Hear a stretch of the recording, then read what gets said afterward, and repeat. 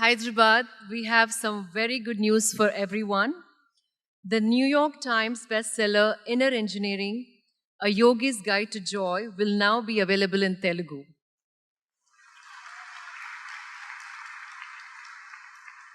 In this book, for the first time, Sadhguru presented readers with a path to achieving absolute well-being through the classical science of yoga in a practical, accessible book. Sadhguru tells the story of his own awakening from a boy with an affinity for the natural world to a young daredevil who crossed the Indian subcontinent on his motorcycle. The wisdom distilled in this accessible, profound, and engaging book offers the readers opportunity to achieve nothing less than a life of joy. It has sold over 3 lakh copies in English so far and been translated over 20 languages in India and abroad. We are happy to announce that the book is now available in Telugu, published by MSCO Books, Hyderabad. To launch this book, we request Nani to please come on the dais.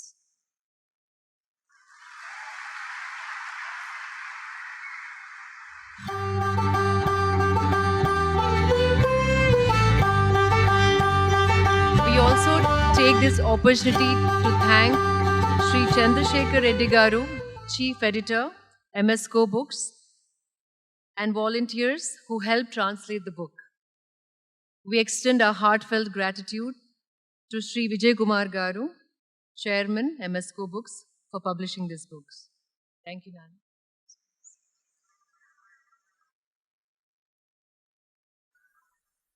Now, to the much awaited part of the event that we are all looking forward. I request Sadhguru to please come on the dais.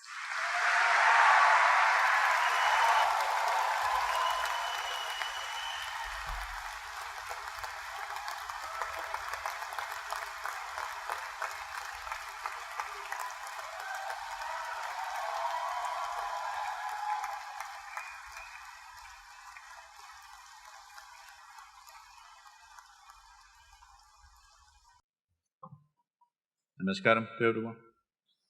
Okay, ఇక్కడ తెలుగు వాళ్ళు ఎంతమంది ఉన్నారు?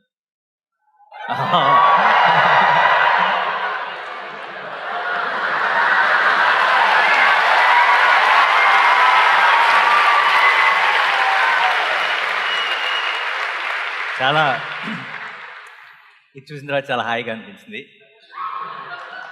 ఎందుకంటే ఏదో ఒకటి కొత్తగా చేయాలి, ఇలా సద్గురుతో మాట్లాడాలంటున్నారు అని చెప్పిన వెంటనే కొత్తగా చేయాలంటే పాత వీడియోలు కొన్ని చూద్దాం అని అనుకున్నా. పాత వీడియోలు చూసిన వెంటనే నాది గ్యారంటీ కొత్తగా ఉంటుందని అర్థమైపోయింది. ఎందుకంటే నాకు వాళ్ళంత ఇంగ్లీష్ రాదు.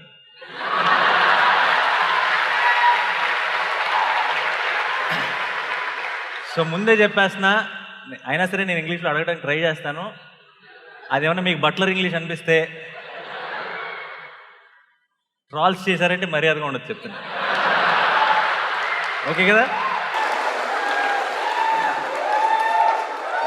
సో సద్గురు వచ్చేటప్పుడు ఆయనతో పాటు తిరిగి కార్లో వచ్చేటప్పుడు what is the equivalent for butler English 1 Telugu? But అంతే, అలాంటిదే. సద్గురు కూడా తెలుగు వచ్చు. సో కొంచెం ధైర్యంగా అప్పుడప్పుడు తెలుగు మాట్లాడేయచ్చు. నేను వచ్చేటప్పుడు కారులో సద్గురు అడిగారు, సో ఇప్పుడు స్టేడియంలో వచ్చే మీ ఫ్యాన్స్ జనరల్గా ఏజ్ గ్రూప్ ఉంటారు అని అడిగారు. సార్ ఇప్పుడు వచ్చే ఫ్యాన్స్ ఎవ్వరు నా ఫ్యాన్స్ కాదు, మీ ఫ్యాన్స్, అండ్ ఇది అన్ని ఏజ్ గ్రూపులు ఉంటారు అని చెప్పాను. సో సార్ ఫస్ట్ టైం చాలా ఇదేంటి క్వశ్చన్ కాపీ చేస్తారు? అదే చెప్దాం అనుకున్నాను. ఎందుకంటే ఫస్ట్ టైం లైఫ్లో అంటే చాలా చాలా స్పెషల్గా అనిపిస్తుంది ఈరోజు. ఎందుకంటే లైఫ్ లాంగ్ టీచర్స్ అడిగిన ఒక్క ఆన్సర్ కూడా ఒక్క క్వశ్చన్ కూడా ఆన్సర్ చెప్పను నేను. ఈరోజు అన్ని ఆన్సర్లు ఉన్న వ్యక్తిని క్వశ్చన్స్ అడుగుతున్నాను.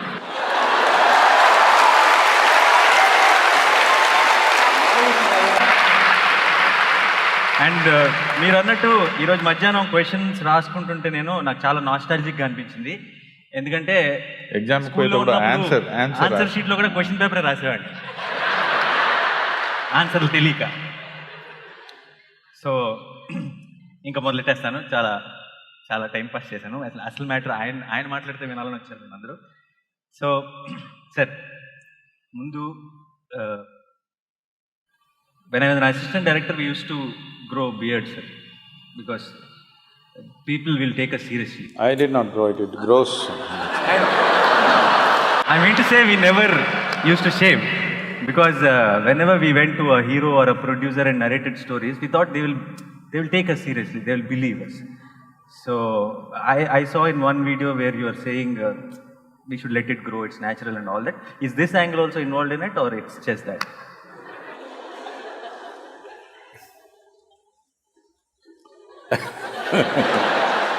Well, nature did not give anything for you which is unnecessary. It's all part of the evolution. So some people have removed some hair, some people have sacrificed their brains, some people out of their love for somebody they've given away kidney. I thought I will be more useful to the world if I keep everything as it is. You cut the nails kada, avi kuda perinicharu. No, that also would not have been necessary if we lived in the jungle.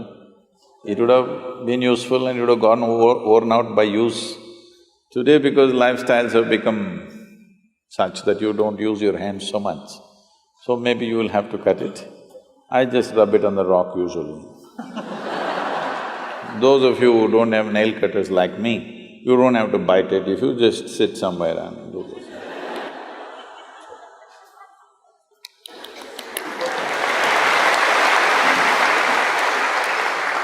So this question has been bothering me from a long time. See, most of the questions today I'm going to ask are not the ones I've asked on Twitter or anywhere. To ask questions I'll ask Sadhguru, or I'm not forwarding it here, I'm just asking whatever I have a doubt. So you might find it very basic, dumb or whatever, but those are my questions, so I'm asking them. So this has been bothering me from a long time. When I was an assistant director, I remember my first salary when they gave it to me, it was 4,000 rupees. And then I remember it was all 100 rupees notes, so when I put it in my pocket, there was a bump under my bum. So when I was going back on the bike, I could feel it. And I was feeling that I'm so rich, there's so much cash in my pocket, and I can remember how excited I was, how I wanted to buy off half of the Hyderabad with that 4,000 bucks. So I was really, really happy, and I don't remember that kind of happiness, happening to me again. Now I'm earning thousands of times of that, but I don't remember what, having that same feeling again. Even Saturday night we used to, with my friends, I used to go to the Sony Dhaba or Quattro. Okay. From Monday to Friday, I used to wait for Saturday. On the Saturday morning, I used to be so excited that it's Saturday again. Evening, we are all going to catch up, meet, and then going to Sony Dhaba. So I was really happy.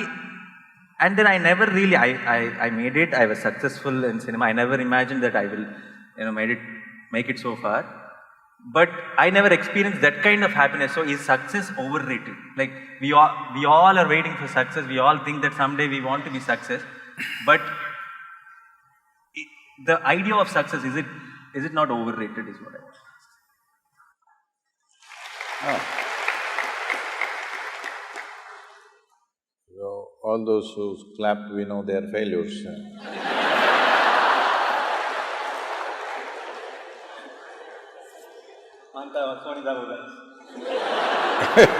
Maybe, they're all the Dhaba people. Yeah.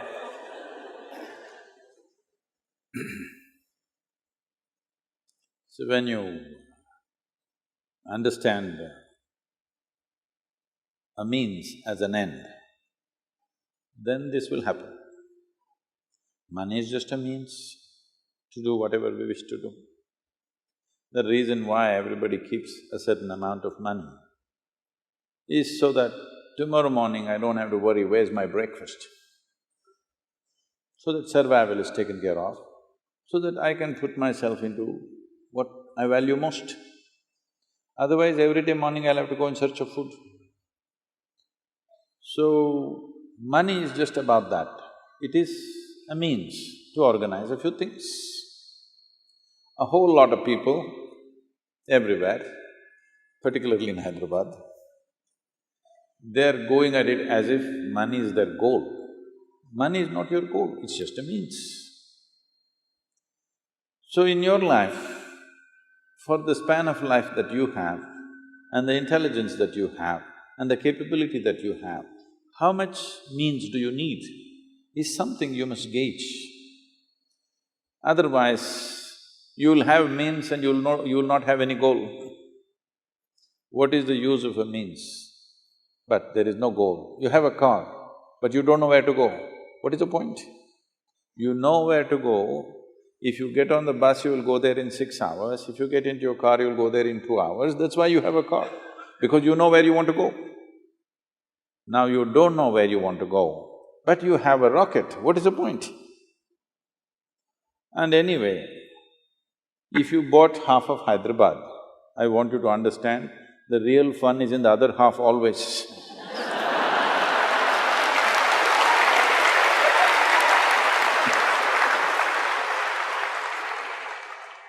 4,000 more, sir, next month salary. You have heard of Alexander the Great? You've heard of Alexander the Great? The moment you make an idiot like that great,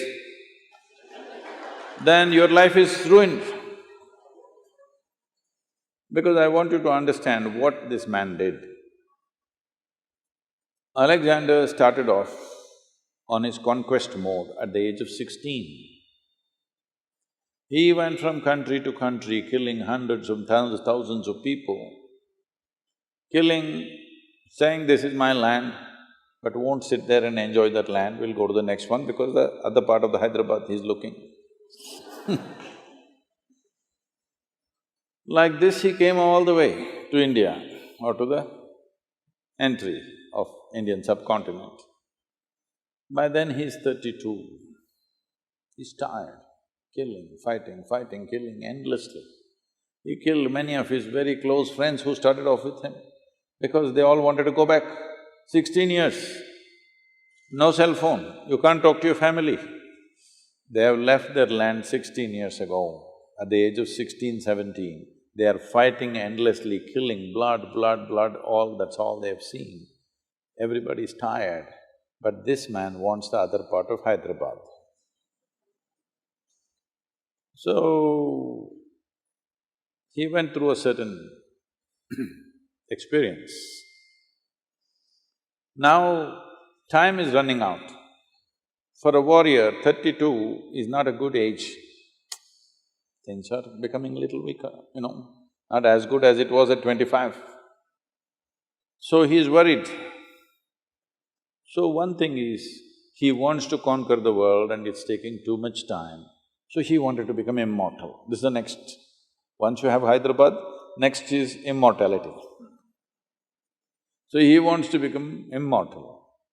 So he heard lots of stories, Indian yogis, mystics who lived for thousands of years, India is full of such stories. So he sent out an advance party of 8 soldiers. Go find an Indian yogi who will teach me the science of immortality. So they came looking around and then they found one yogi, somewhere probably looking at the descriptions. We think somewhere in let's say, in the Pakistani Punjab, that region somewhere, looking at the description of terrain, everything, it seems like that. We could be wrong, but somewhere in that region, what is presently Pakistan, which was considered India at that time.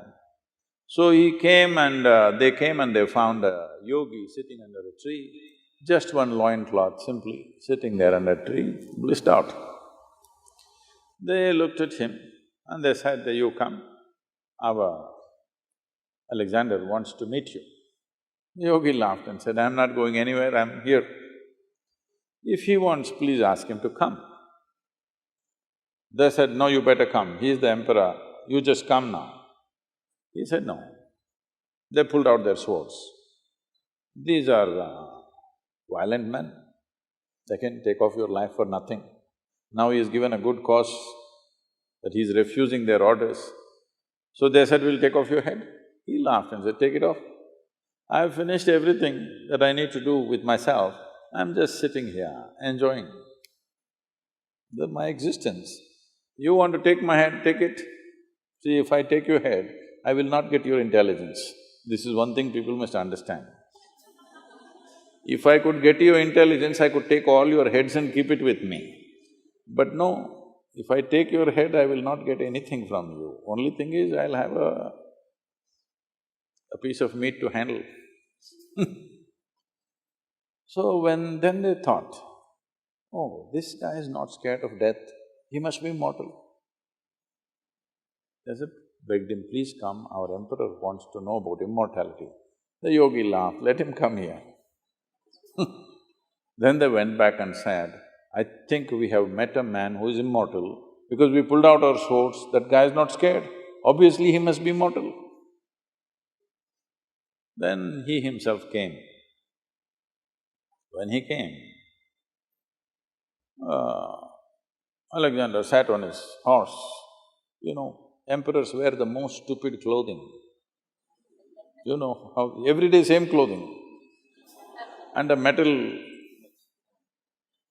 crown is the most uncomfortable headgear to wear. At least this is nice, you know, this comforts you. Crown is a terrible thing to wear, just wear one metal strap around your head for 2 days and see how it feels to be a king. So he tried to talk to him, he said, I want to know immortality. The yogi said, get off that stupid horse. Because have you seen always when somebody sits on a horse, they become like this? You sit on an animal which is less intelligent than you and suddenly you feel so big. So he said, you get off that stupid horse first. So he got off. Then he asked about immortality.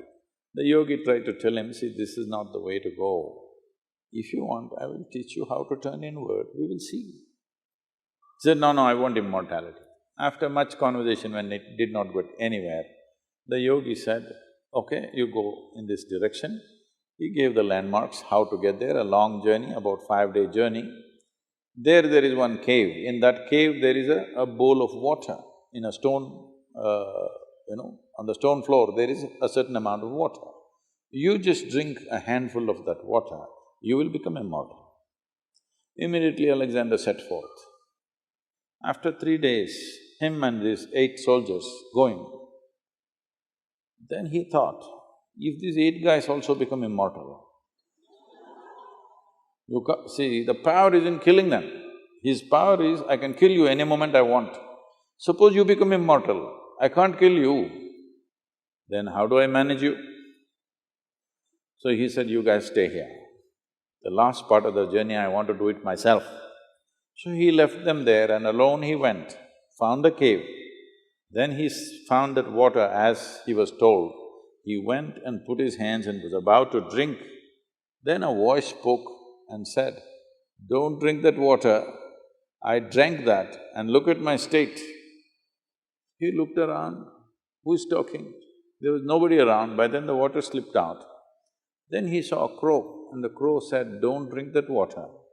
I drank that water I don't know when, and now the problem is I cannot die. See, if we really want to punish you, death sentence is not such a bad thing. If we curse you that you can never die, a million years later you're still sitting here, this is the worst punishment. So, Alexander did one sensible thing, he did not drink that water, otherwise we had to suffer him even today. So this is the only sensible thing he did in his life, he did not drink that water because he realized that he will not be able to bear himself.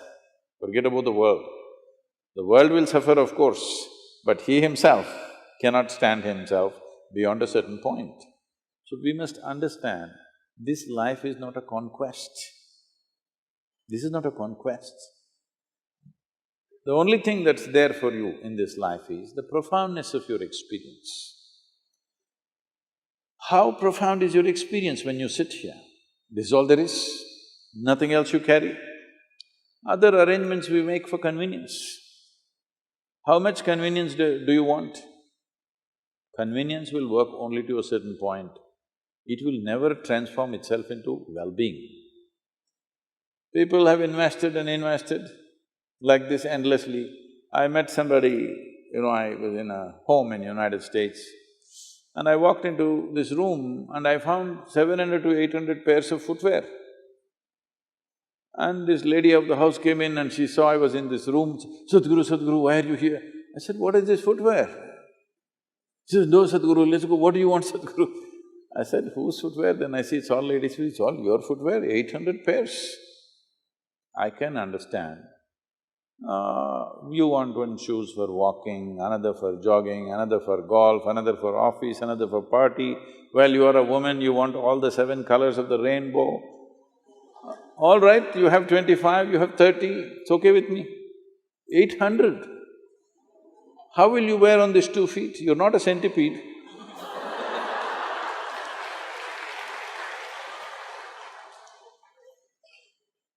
I said, how many lifetimes are you planning to come back and walk? The day you met me, I thought, we will make this the last one for you. But now you've got shoes for many lifetimes ready. It'll all go waste if you don't come back. Then this was bothering me. And I met a CEO of a very large shoemaking company in America. Then I asked him, why would a woman buy 800 pairs of shoes? He said, Sadhguru, that is the only thing she can buy the same size throughout her life.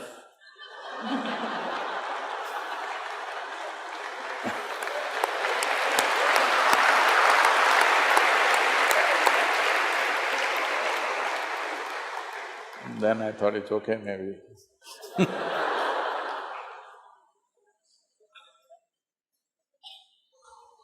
But the fun is in the other half. So basically, దీని అర్థం that I have become more wise, that I am unable to enjoy. See, you cannot enjoy anything, this must be understood. If you try to enjoy something, you will bring misery upon yourself. But if you're joyful, everything is nice. You're supposed to be joyful, you're not supposed to enjoy. What is that enjoy? I know. When there is no joy, you try to enjoy. It is just that if you add one more alphabet… No. If you add one more alphabet, it'll become end-joy. Yeah, maybe I meant joyful only, but I never again felt that kind of a high, that without thinking anything, to be completely joyful. So if joy is what you're looking for, this will not come because of a bulge in your pocket. Joy means your life energy is in a certain state of exuberance. You're not dead. Mostly people are committing suicide in installments. Slowly they're becoming like this. All these people, if you saw them when they were 5 years of age, they were like this. Slowly. Grave faces. Grave faces because I think many of them are practicing the last pose in their life. You're an actor, you can tell them. You don't have to practice, believe me. When it comes to death, you're a natural star.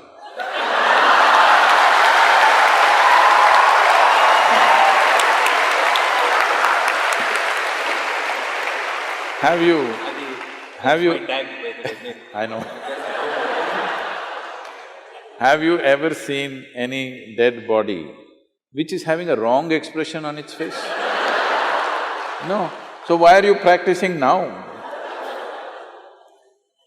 Life has many expressions that will happen if you are in a certain exuberance of life. If you are slowly killing yourself, yes, literally killing yourself, so slowly it is becoming like half dead. I want you to understand this. Fully alive is fantastic. Dead is good, at least for others. But half alive means it's torture. See, if I want to keep you, if I want to torture you, what will I do? Will I kill you? I will keep you half alive. That is torture, isn't it? So if you keep yourself half alive, this is torture. Every day waking up in the morning itself is torture for a whole lot of people. Only little joy when that Sony Daba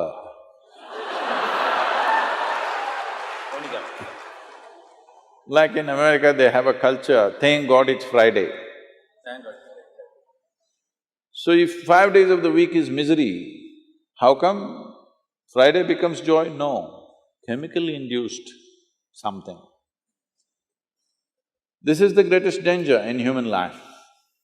Today we are going towards this very rapidly. To be healthful, we need chemicals. To be peaceful, we need chemicals.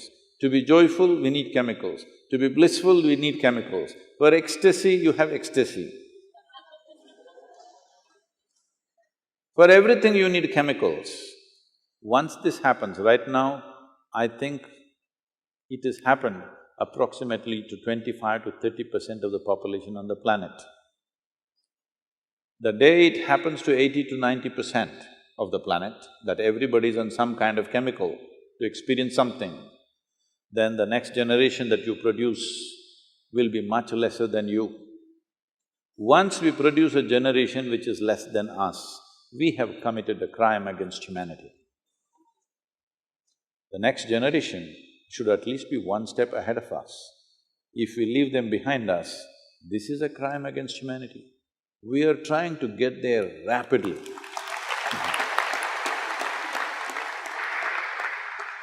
So ఇప్పుడు నాకు పర్టికులర్గా మళ్ళీ అలాంటి ఒక feeling ఇప్పుడు నేను feel అయ్యేది I think during my release time after working for 9 months on a film when I get to watch that film on screen that 3 hours is meditation for me. It's the most happiest moment in a year for me. I don't know if it's a good thing or a bad thing. So next question, నాకు ఎందుకు చెమటలు పడుతున్నాయి, మీకు ఎందుకు పట్టట్లేదు? I am the one who is facing the questions, నాకు తానే చెమటలు పట్టాలి.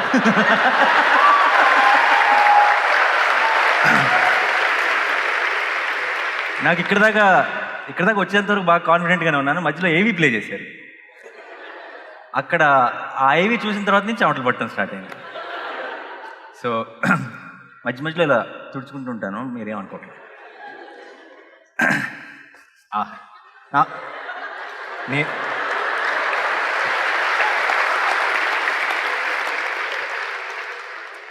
నేను మార్గదర్శిలో చేరాను, నాకు ఒక టిష్యూ బాక్స్ పెట్టారు. Thank you Sadhguru. కానీ మీ చేతి నుంచి తీసుకోవడం చాలా హ్యాపీగా అనిపించింది. నెక్స్ట్ ఇది ఇందులో ఎంతమంది కనెక్ట్ అవుతారో లేదో నాకు తెలియదు.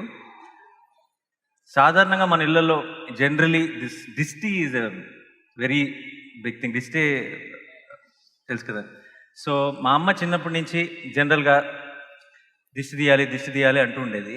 అండ్ బయటికి ఎక్కడికి వెళ్ళినా సరే, చాలా బాగున్నావు దిష్టి తీయాలి, లేదంటే సినిమా చాలా బాగుంది నీకు దిష్టి తీయాలి, దిష్టి తగిలిందేమో. తర్వాత ఎప్పుడైనా మనకి చిన్న ఏదైనా యాక్సిడెంట్ అయినా, ఏమైనా ప్రాబ్లం వచ్చినా, చూసావా దిష్టి తగిలింది. సో తెలియకుండా ఈ ఐడియాని చాలా ఒక పాపులర్ ఐడియా చేస్తారు మన చుట్టూ ఉండేవారు. So I started after initially I used to think this is one chadastam, my mom just wants to do something, okay, do it అనేవాడిని. But later when I started having this some accident at the shoot or something, it kept on happening, and particularly I had this back-to-back hits and then I had this back-to-back accidents also, and then without me realizing I started believing it. Suddenly I've started reminding my mom, amma dishti eltunana. So ఈ దిష్టి అనే concept రకరకాల మంది రకరకాలుగా చెప్తారు. People say some energy అంటారు, ఇంకోటి అంటారు. But it is a very house hold thing, it's a very popular belief. దీని మీద మీ అభిప్రాయం ఏంటి? ఇది ఉందా లేదా?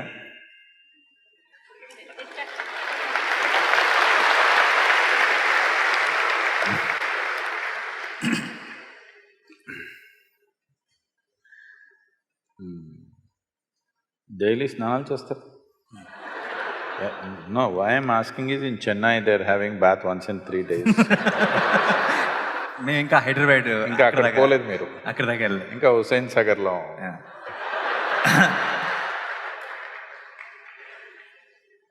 So yesterday I was speaking with a prominent group of people in the evening. One of the government officials said, all these rich people are having shower every day. I said, where do you come from? In South India, without having a shower, we won't step out of our home. Yeah. No matter what. Even if we don't drink, we'll shower first. Yeah. So don't start this new culture, have shower once in… Thank God it's Friday. So, you wash your body with water. It's not just about removing the dirt. Even if you don't have any dirt, have you seen after a day's work, if you pick up a lot of stuff, you come and have a shower, oh, it's like a new life has come. Does it happen? Not just cleansing the body, it's not the soap, just the water running over your body.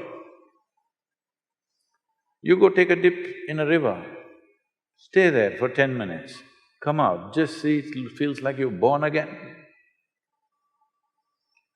Because you need to understand, this body is made of fundamentally 5 elements of earth, water, fire, air and space.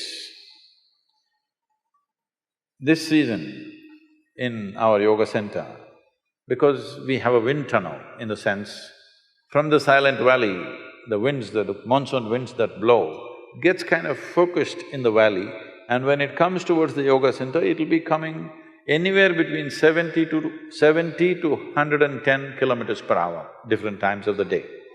So at this time, all our people are doing sadhana just standing in the wind like this, because this is a wind wash. Water wash you're doing every day, wind wash you can do. People, yogis were always smearing themselves with earth, but today that's become mud bath in the spa, okay? So mud bath is there. Similarly, there is a fire wash. This fire wash, we call it klesha nashana kriya. That means an act which will take away the impurities that gather around you. Because your body is not just here, your body doesn't stop here, it extends itself. Have you noticed?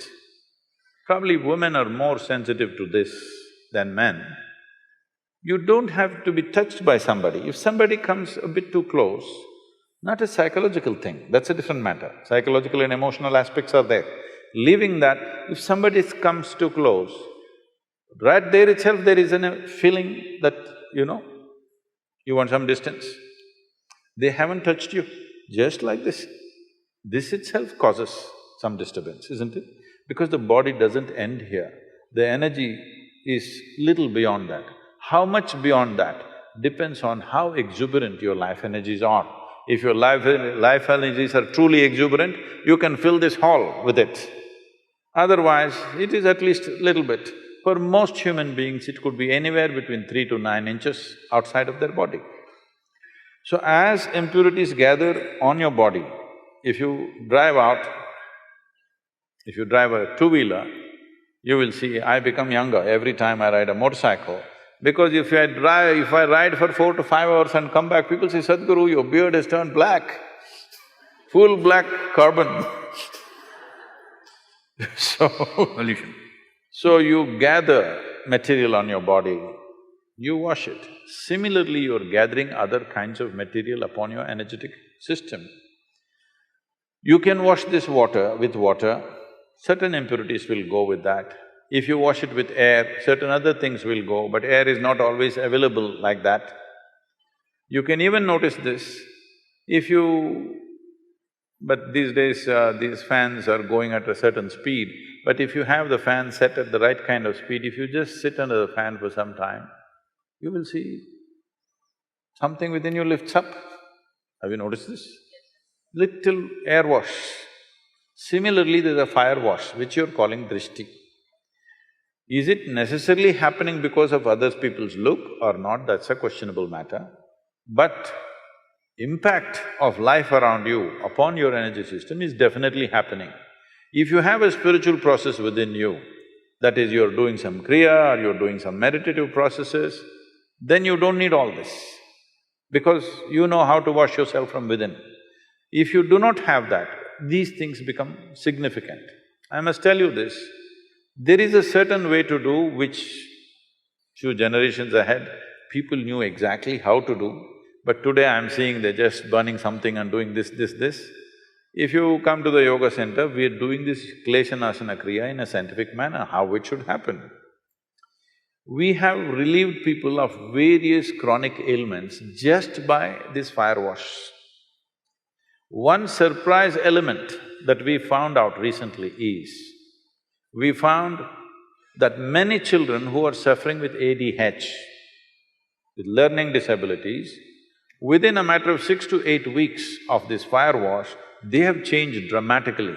This we never expected. So, your mother knowingly, unknowingly giving you a fire wash might have given you some learning ability. I agree. I'm bowing down to her. She did fire wash. Same. Yeah. అమ్మ ఎక్కడుంది? అక్కడ ఉంది. Okay. Oh, she's right. Okay. Sorry.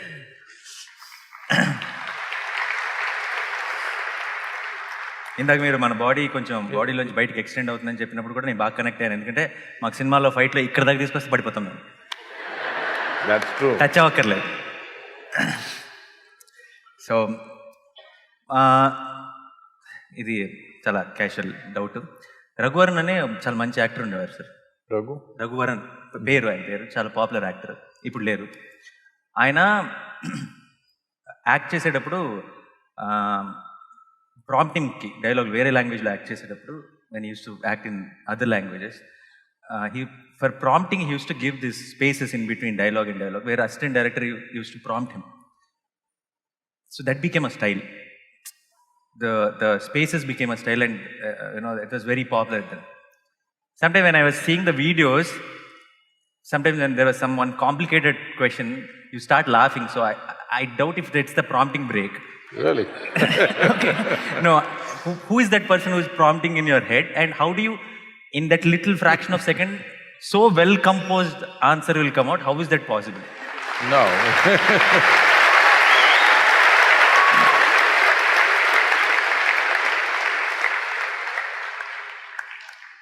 No, it's not a prompting break. I don't wish to insult people, but now that you asked, you think there's a prompting break now.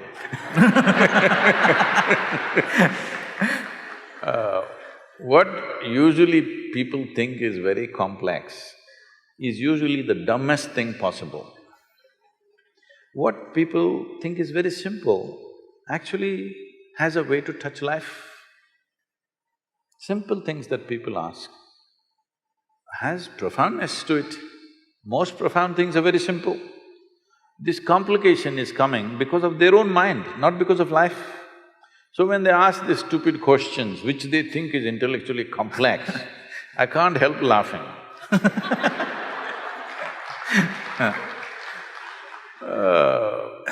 ఈరోజు ఎన్నిసార్లు నవ్వారని నేను లెక్క పెట్టుకోవాలి, అంత బ్యాడ్ క్వశ్చన్ అడిగానా? So, about answering a question, I'm usually not answering a question, I'm always answering the person. They can say whatever they want, I'm not listening to them.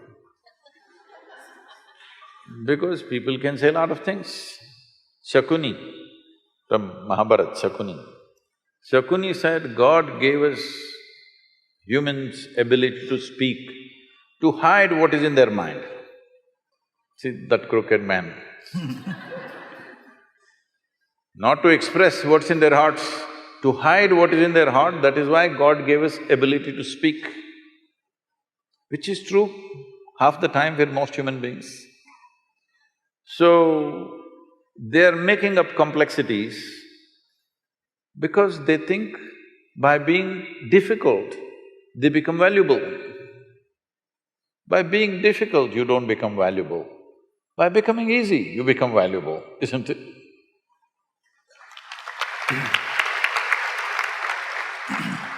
This has happened to everybody, but particularly to the so-called spiritual people. You tell them anything simple, they will speak in a language that you cannot understand. First thing, this is the knockout. The first knockout is, if you say something, I'll tell one sloka that you cannot understand.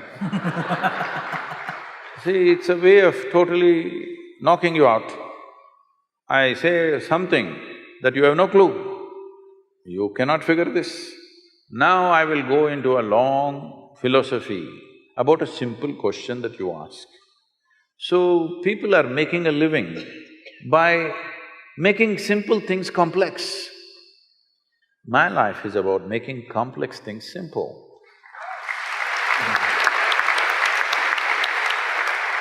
Because it is only by making things as simple as possible, it becomes accessible. If a child is trying to pluck a mango from the mango tree, you're supposed to pull the branch down, not to lift it up and say, okay, pluck it, let me see, you'll grow taller.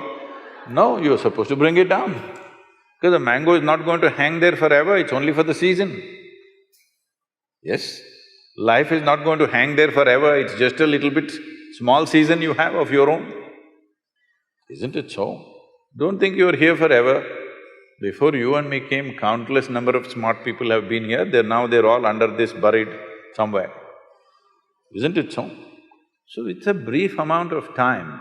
In this, should you see how to make things simple or should you look at how to make it complex? This is the nature of the intellect. An intellect will feel, if you're living just out of your intellect, it will feel stupid if it's simple. It wants complexity. So people who think they're intellectual always are making simple things extremely complex, unnecessarily complex. And then they're miserable, but they think that is also virtue. If you're joyful, they think you're not intellectual. You must be like this. Really? Yeah. You must look like that. This also is needed. Yeah, that'll definitely add. Needed. Otherwise, and you must also you must speak towards that is prompting time.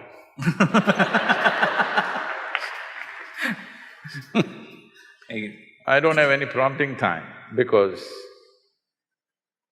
I have no knowledge, I have no nothing.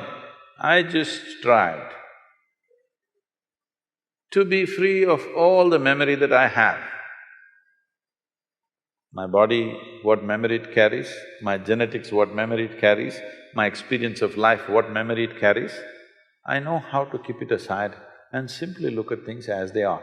This means, in your home you have a mirror, being a star, even if you're natural, you still need a mirror, right?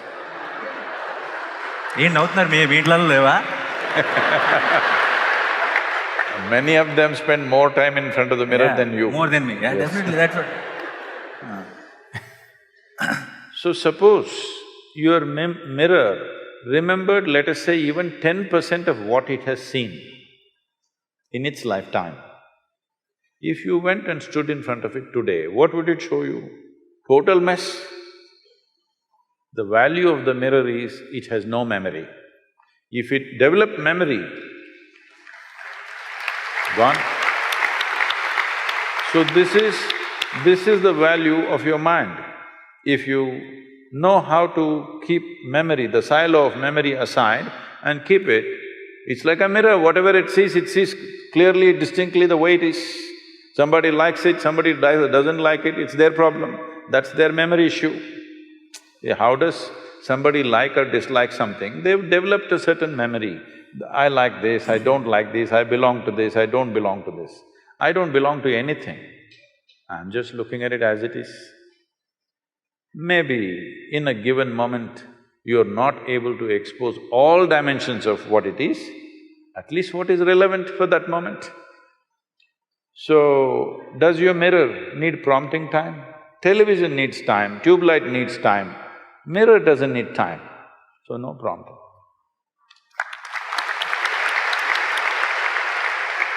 ఒక రకంగా ఇదే question నేను అడిగింది, ఎందుకంటే ఇంత అందంగా చెప్తారు answer.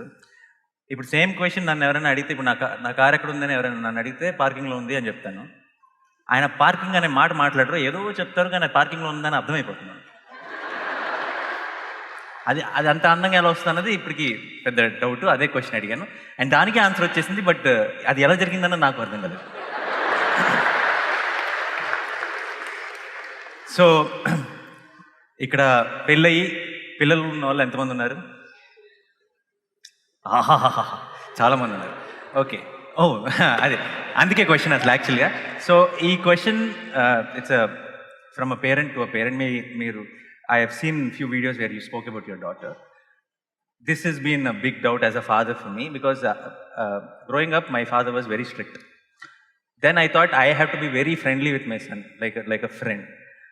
And then I have seen few kids who are really spoiled because their parents have been really friendly.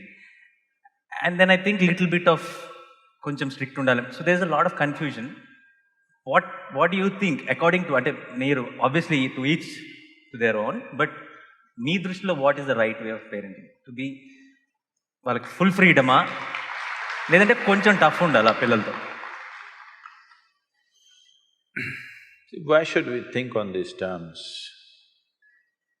A child is not a… You must understand this. If a tiger is born, let's say, a tiger cub is born, 90% of what he needs for his life is within himself. Only 10% parenting. The tiger's parents, mother and father, do just a little. 90% is intrinsic. If he just eats well, he becomes a good tiger. This is all. But now you're born as a human being, your only 10% is within you of being human. 90% has to be nurtured. This is the significant thing about being human, because the range of possibilities of how many varieties of human beings you can be within yourself is too many. That is not so for any other creature. They are born like that, nature has fixed it like that. Little variations, 10% variation between one tiger and another tiger. If both of them eat well, they're about the same tigers, isn't it? So because of this, human parenting becomes an important aspect. So once you bear a child, it's a 20-year project. That is if they do well. If they don't do well, it's a lifelong project.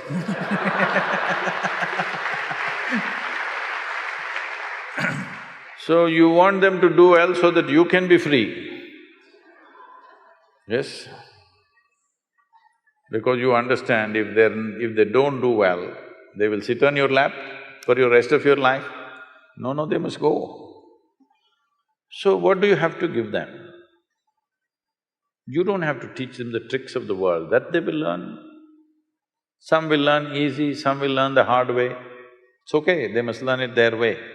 What you give them is what it means to be human being. This is all you give them. So for this, you must look at yourself. You don't have to do much with them. If a child arrives in your house, if your child is born in your home, you should not think you have to do something with the child. You must look at yourself because children don't listen to you. Whatever the nonsense you speak, they're not listening to you, just like me they are. I'm not listening to anybody, I just look at them and answer them. They're just looking at you, observing every little thing that you do. How you sit, how you stand, how you speak, what is the expression on your face. All this they're doing, you see how the child is looking? Yeah. Yeah. He is not listening to you, he is looking. So you must become in such a way that when he looks at you, he wants to be like you. So being a star in Andhra Pradesh, Telangana is fine, that's a profession. But you must become a star to your child. Child should think, my father is a star. Not because you are popular in the world, but he sees you as the best human being that he can think of, because there's not much exposure for him, there is a safety. He's not seeing so many people, he's just seeing mother, father, a few people. Yeah. Among the few people that he sees, he must look at you as you are the best man out here. If he sees that… That's what I'm working on, Sadhguru. If he sees that, he will anyway go that way. If he doesn't see you that way, then he will look all over the place for some other kind of example.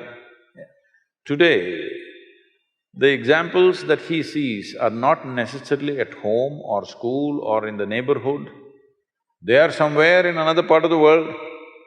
They may not even exist. I'm saying they may not even exist, but they're influencing him. So especially if his screen time has to go down, you must be really a superstar at home. You understand? Everyone. Yes. It's not just for him, for every one of you, this is the only way your child wants to be who you are. He looks at you and thinks, oh, my father, this is not what I want to be. Then you try as hard as you want, he will do everything that you don't like just to freak you. Yes, you've done it. మీకు తెలుసు.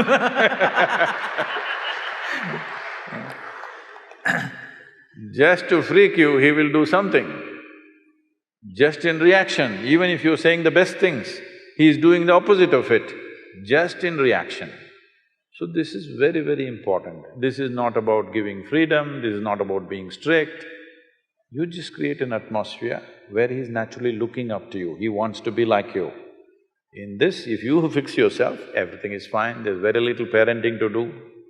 It's like, see, even the chicken, ducks, tigers, lions, all of them have done this. If they walk, see how all the little ones are walking behind, running behind them. They desperately want to be like their mother or father. Have you seen this? Your children should become like that. For that, you need to work on yourself, not on them.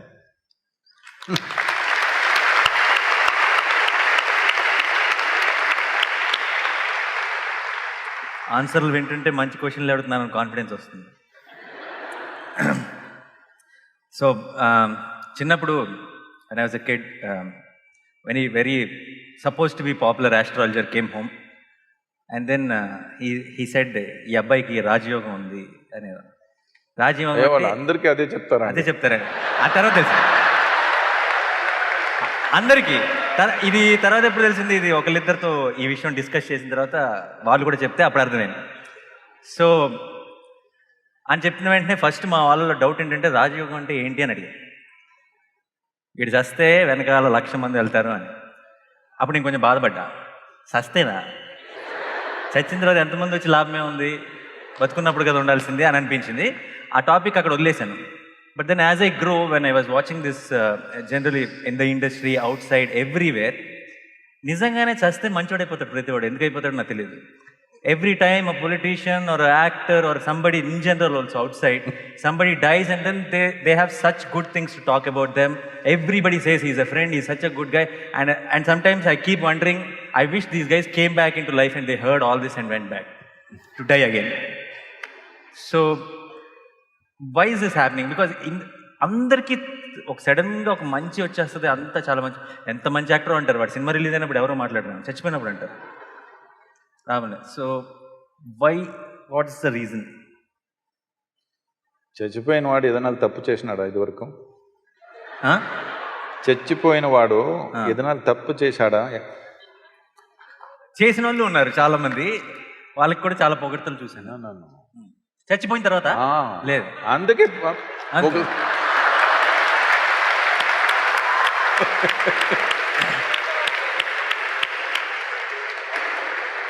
లేదంటే ఆయన దెయ్యమని తిరిగి వస్తాడనే Maybe భయం. my Telugu they did not understand.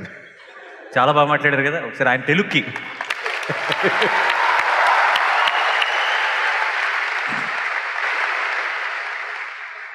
People appreciate the dead, rightfully so, because no dead man has ever harmed anybody.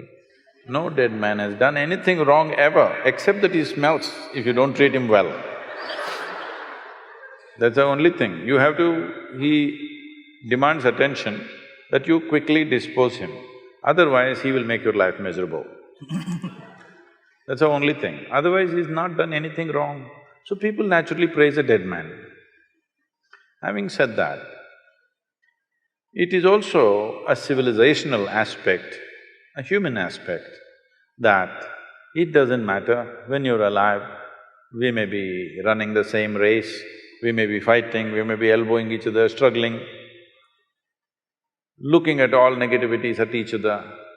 But when mortality happens, when death happens, we keep all those differences aside and we bow down and say, whatever was good about you, they may talk about it, nothing wrong with that.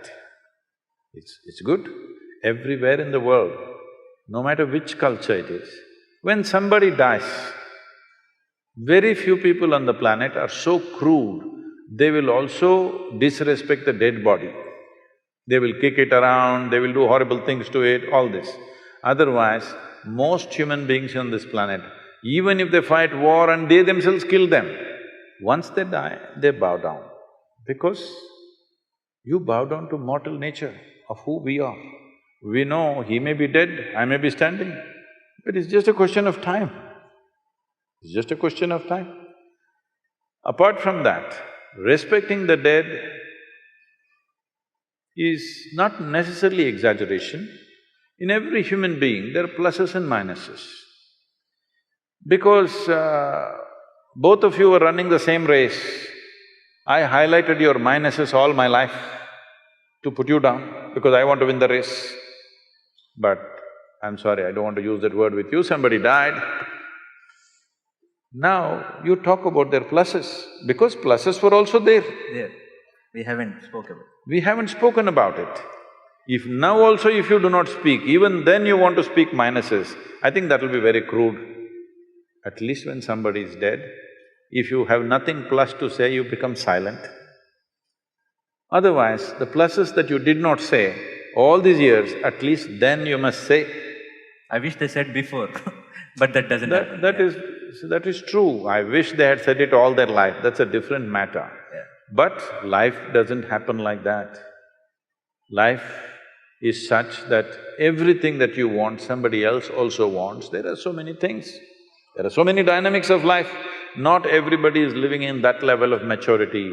Even if what I want somebody takes, I can be joyful and be here. Not everybody is made like that. So they highlighted the minuses because of the frictions. But once a person dies, this is not the time to talk minuses. You highlight the pluses. But there are fools who are just exaggerating everything, that's a different matter. But this is a basic human decency towards each other.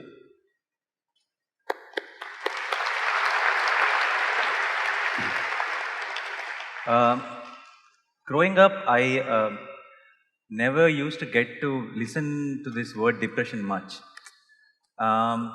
Very, very rarely a word like a psychiatrist or a depression or something. Now that we are all aware of that, then and people know that it's a genuine issue, and we'll talk a lot, which is very good. I understand completely. But then I also realize there's so much of talk happening.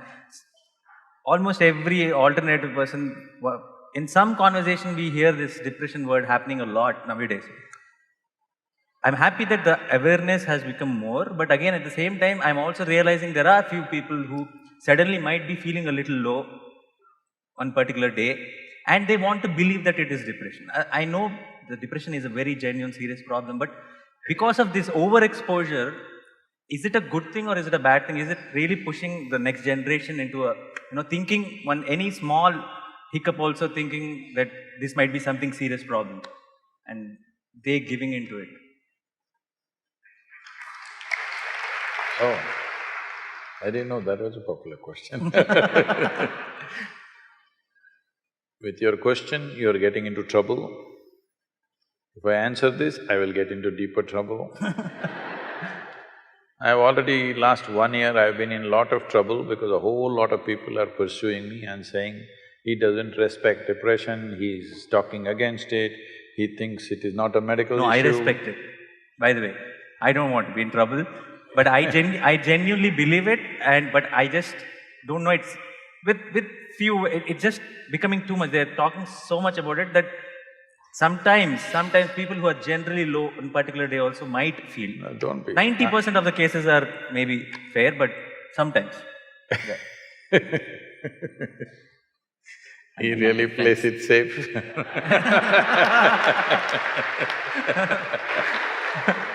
It is not that… I am not made like this, that if somebody is suffering, I'll mock them. That's the last thing I'll do in my life. Yeah. But these days, it's become an activism about everything, not just one aspect. So people are always looking for a cause in their life. Any one word, something, without even understanding what is the context of that one word, simply they'll go on. So let me tell you this. This depression issue came up, it was a quote, a daily quote in which I said, whatever the nature of your ailment, physical, mental, essentially the source is within you. Either your body has turned against you or your intelligence has turned against you. It's a fact. You can give it many names, you can call it stress, anxiety, depression, this, that. Something has turned against you. That is, something within yourself has turned against you. Some outside situations also may prompt you, push you in that direction. But fundamentally, if my intelligence was working for me, I would definitely keep myself in the best possible way. If all the cells in my body were working for me, will I make myself sick? So this is all I said. A campaign ran for about 6–8 months, all kinds of people commented, he doesn't know what he's talking, this. I have spoken to top-level people in this field across the world. All of them think what I'm saying is perfectly fine. Whether even if I don't get endorsements from them, I know it's perfectly fine because I know how my mind works. I know if I give myself the luxury, I can also become depressed. Something doesn't work my way. Nothing actually works my way most of the time. Yes, I will tell you in more detail if we have time. Because when you do as many things as I do, so many things don't happen the way you want it. The reason why people have reduced their lives to very small scope is simply because they're afraid of failure. I know I will die a failure, but I'm a blissful failure, so it doesn't matter. In my life, it so happened, almost 38 years ago, I was sitting in one place, suddenly every cell in my body burst into ecstasy. Then I observed what is happening within me. Then I realized after a few weeks, if I don't mess with my mind, I'll burst with ecstasy. Then I thought, this is it, I have discovered something fantastic. On that day, the world's population was 5.6 billion people. Then I sat down and made a plan that in next 2.5 years, I will make the entire world ecstatic. Hey, wait, don't clap at my failures. Now it is 38 years. We've touched a few million people, people say we have touched some 500, 600 million people. But that's not my idea of the world. Now the population also has increased. I know I will die a failure, but I'm not a depressed failure, I'm a blissful failure. Now, why I'm saying this to you is, well, there are certain pathological issues within the system. There are genetic issues, there's chemistry issues. But for all this, fundamentally, the basic control for all this is within you. You have not taken charge of it, that is a clear factor. You are trying to manage an inner situation by arranging an outer situation. But whoever the hell you are, you can never arrange the outer situation just the way you want it. Does it ever happen? Does it ever happen to anybody? Nobody happens 100% your way, isn't it? Not your husband, not your wife, not your parents, not your children, not your friends, not your office, nobody happens 100% the way you want it. So if you are going to freak every time, when something doesn't happen the way you want it, then you will freak for the rest of your life. So if you see this, you would understand that the source of all human experience is within you, including how your chemistry will slosh is within you. When somebody is ill, are we going to talk all this to them? No. They need care, they need help, they need medicine, they need compassion, that's a different matter. But those of you who are healthy, if you think, because right from childhood this comes, if you are sick, you get attention, if you're joyful, you'll get scolding. This must change in the society. Joy should get attention. Misery should not get attention. This is a very misunderstood way of handling things. If a child is jumping with joy and screaming, "Hey, why are you screaming?" If you like this means, "Moo, moo, moo, moo." It's just a wrong way of raising a child. Because a child must understand he must invest in being well. He must not invest in being unwell. Unwell will not bring any results or rewards to him. He must understand this in a very deep way. If he thinks being unwell, physically or mentally, I will get lot of attention and rewards, he will work towards being unwell. This may look very simplistic, but I'm telling you this from a very profound dimension of who we are. There is something called as life energy, as intelligence. Intelligence is not the bone box that you carry. If you… see, does your avkai look like you? Hello? Does it smell like you? Does it feel like you? No. If you mix only just chili and mango and rice and eat it, it goes inside and becomes you, isn't it? There is an intelligence within you which can make this horribly spicy stuff into you. There's an intelligence or no? You eat a banana, it becomes you. When there is such a dimension of intelligence, from all kinds of nonsensical material that you give, it makes a human being. If you have access to this intelligence, your well-being, your health, your mental balance is in your hands or no? If you don't take charge of this, then you are thinking it is all happening to you. So a lot of people for ages, especially in the last 100 years, because of psychiatry developing in a certain way, people started saying, no, there is genetic things, you can't touch it. Well, now genetic sciences are telling you in 24 hours, you can change your genetic code completely if you do the right things with yourself. You can change the genetic patterns of who you are in a matter of 24 hours. I can show this to you. People who go through certain types of initiations and processes, 24 hours later you look at them, their very face will look different. You cannot recognize them, they will become like that because you can transcend your genetic limitation. In fact, this entire culture is about that. Spiritual process means that. See, when you are 18 years of age, you don't want to be like your parents, I want to be something different, this, that.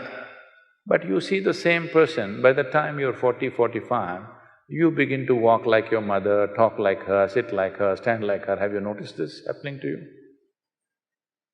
Because the genetics are taking over. We call this traditionally as karma.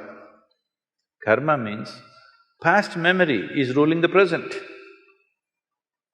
If memory rules the present, if your memory structures who you are, you have no life of your own. You're just an extension, you're a recycle, you're not a fresh life. Spiritual process means just this. that you want to break away from the limits of your memory, because memory means there is evolutionary memory, there is atomic memory, there is elemental memory, there is genetic memory, conscious, unconscious, articulate, inarticulate, there are many kinds of memories. You want to transcend this so that you become a fresh life, your experience of life is completely fresh. Otherwise, you're just a recycle of the past. Why same problems exist after 100 generations is simply because nobody breaks the memory cycle. There is these words which are all misunderstood today. There is something called as samsara. Samsara means, in Tamil it's become samsara means wife, because she keeps them on the rope and keeps them run around. Samsara means cyclical movement. That is, everything that is physical in the existence is in a cyclical movement. You take an atom, it is doing this. You take the planets, it is doing this. You take the galaxy, it's doing this. You take the whole cosmos, it is doing this. Everything that's physical is in cyclical movement. So if your entire experience, particularly if your identity is completely rooted in your physicality, you will also be in a cyclical motion. If you want to break this, a dimension beyond physicality has to come into your experience. If you touch something beyond your physical nature, then we are saying this is spiritual. You went to temple, church, mosque, wherever, this is not spiritual. There you're going, what is the prayer about? What is the prayer about? Dear God, give me this, give me that, save me, protect me. Hello? This is just survival, outsourced.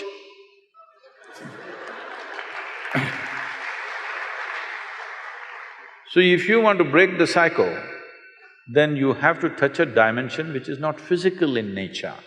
Once you touch something that is not physical in nature, there is no cyclical movement, because you have become free from all the memory bank that you have. So whether you have chemical issues within you, whether you have pathological issues, genetic issues, you can break away from that. Maybe certain people will need more striving, certain people will come out more easily, that is always there. But for everybody there is a way. So when I say all your ailments, if they are infections, they're different. They come from outside, it's an invasion, you have to deal with it. But rest of the things are manufactured within you, this is your cause. Fundamentally you have to see, my physical health, my mental health is my responsibility, 100%. If you see this, then methods are available to come out. We have all the compassion, because I want you to understand, if you have a physical ailment, you will get compassion from everybody. If you have a mental ailment, you will get ridicule from everybody. So particularly people who are suffering any kind of mental ailments, depression, anxiety, whatever, they need double the compassion that physical ailments need. But normally in societies, they get ridiculed because it is very difficult. It's very difficult to decide whether this person is really sick or making it up, or they're acting it up to get something out of me, or what it is you can't make out. One time it looks real, another time it looks like it's made up. So, unfortunately, both for the one who is suffering and those who live around them, it is a constant struggle. But the most fundamental thing is, whoever you are, whatever condition you are, first and foremost thing to understand is, physical and mental health is my responsibility. It can go out of hand, it's always there. Whatever you do, we may die, whatever we do, we may become sick, that's a different matter. But it is our responsibility. If you see this, there is a way to touch the very source of creation which is throbbing within you. When the source of creation, which made this entire complex body out of Aukai and Chintatokku, when it can do this, it can also do some repair job, isn't it? Hello? One who manufactures the whole thing, can't he do some repair job? You have lost access to it. You think for everything there's a solution outside. Yes, when we need help, we will take help. When things have gone out of control, we seek help from outside. But fundamental thing is to take responsibility. Today, genetic sciences, neurosciences and also psychiatrists are beginning to speak that whatever the condition, it is possible to alter this from within. Only thing is how. There are many ways for how. Yoga is a technology. Yoga does not mean twisting and turning your body as most people are doing. It is a technology of taking charge of this. One thing is very clear, even if you go to the doctor, they're only giving you a pill, isn't it? What is a pill or a tablet? Just a certain amount of chemicals. If you put these chemicals, it lifts you out of your depression, it makes your anxiety go a little bit. It may not permanently go, at least for those few hours, it's down. So essentially, human experience has a chemical basis. Your joy is a certain kind of chemistry, your misery is a certain kind of chemistry, anxiety is one kind of chemistry, tranquility is another kind of chemistry, ecstasy is one kind of chemistry, agony is another kind of chemistry. All human experience has a chemical basis to it. This is the greatest chemical factory on the planet, most complex and sophisticated chemical factory on the planet. The question is only, are you a great CEO or a lousy CEO? That's all the question is. That may sound brutal when you're sick. When you're sick, there is compassion. But when you're well, you must take responsibility for this. Otherwise, you will make yourself sick.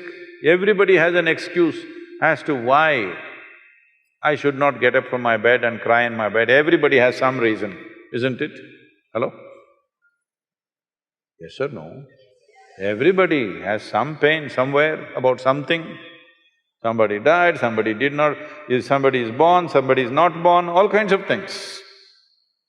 There is no human being who doesn't have a reason to push themselves into some kind of mental dip. Everybody has or not, there is a reason. Some people get there, some people don't get there. Is it always intentional? No. But there is an inner intent. That intent may not be a conscious intent, there is a chemical intent, there is genetic intent. Your atte was depressed, now you don't know why, you are fine and suddenly you're depressed, because there is a genetic intent. But this intent can be altered if you take charge of yourself.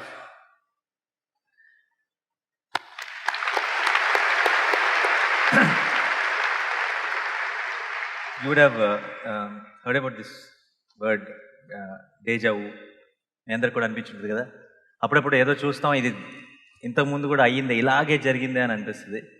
So I always strongly… సినిమాలో అలా జరుగుతుందా? లేదు. అదే scene చూపిస్తారా? అది it's called some loop effect. There are some 4 or 5 films made which keeps repeating itself.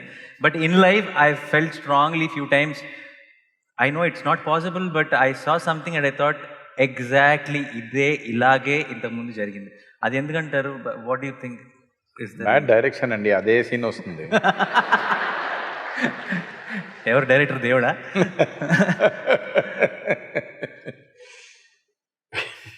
It's just some మన చిన్న గ్లిచ్చా, ప్రాబ్లమా మన మైండ్లో, లేదంటే దానికి ఏమన్నా వెనకాల ఒక బ్యాక్ స్టోరీ ఏమైనా ఉందా?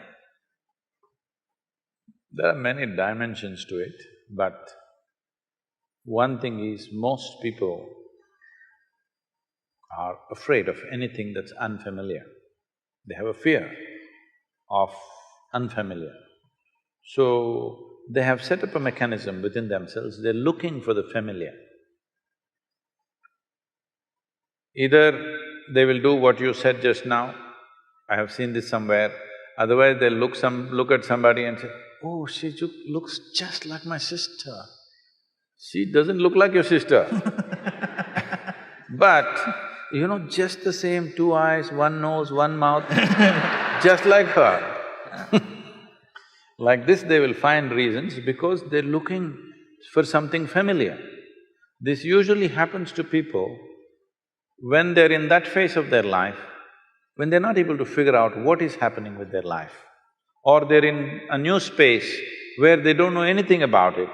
Suddenly they will invent things that from somewhere else, this person looks like my grandfather, That person looks like my uncle, this person like this. Oh, this tree, I have seen it somewhere. Even that same damn tree never looked the way it looked on that day, I want you to know. Hello? Even that tree, if you've seen it earlier, it won't be the same. Day to day it is changing, isn't it? Day to day everybody is changing or not? So, but is it possible that somebody can revisit something? They can, but 99% of the time, it is not so. They're looking for something familiar.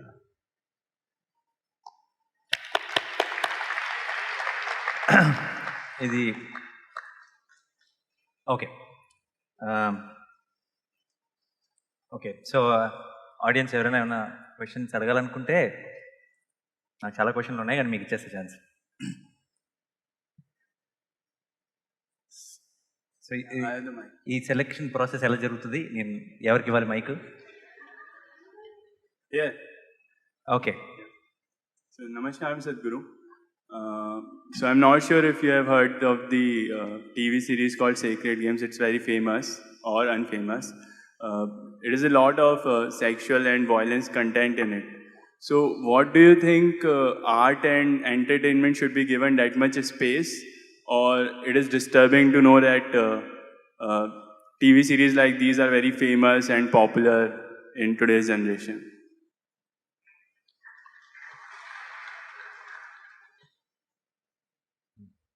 If I understand the question right, you're asking why something that depicts so much violence and sexuality, why is it popular or why should we allow it to happen? Is that the question? Yeah, or it should be allowed in art, as in it's okay to be there.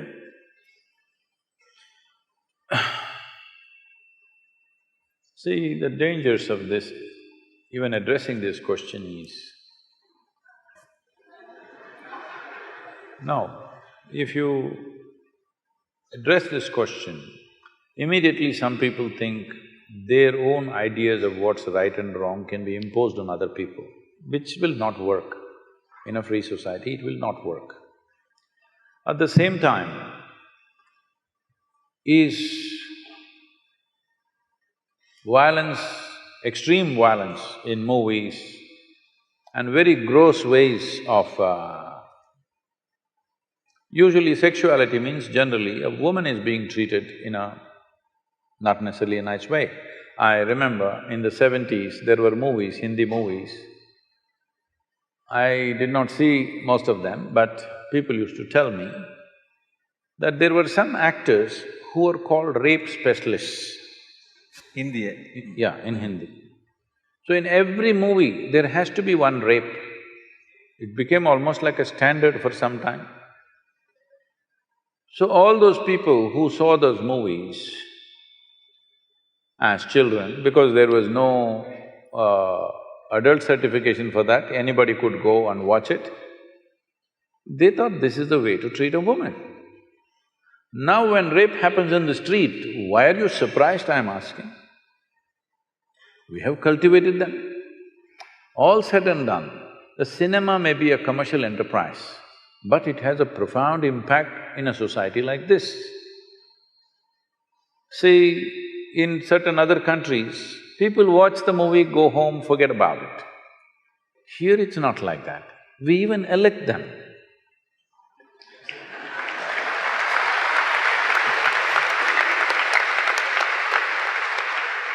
Because a cinema is not a cinema. Cinema is more than reality in this country. So when it is like that, I think it should be conducted more responsibly. What is it that we are trying to create? If you try to control it from outside, it'll become ugly. If people use just about anything and everything to make money at the cost of the society, that is definitely ugly. So I don't know what this television serial is because I never get the time to look at that place. Whatever it is, I don't know in what context. See, there is violence in the society, you don't have to hide it, you can show it. There is sexuality in the society, you don't have to hide it, you can show it.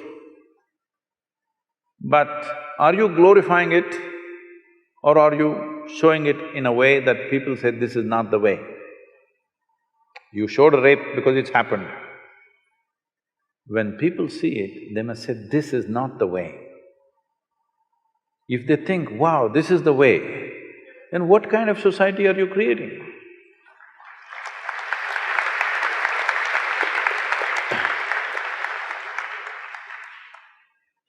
So, many times this has come to me in various different forms, this kind of question.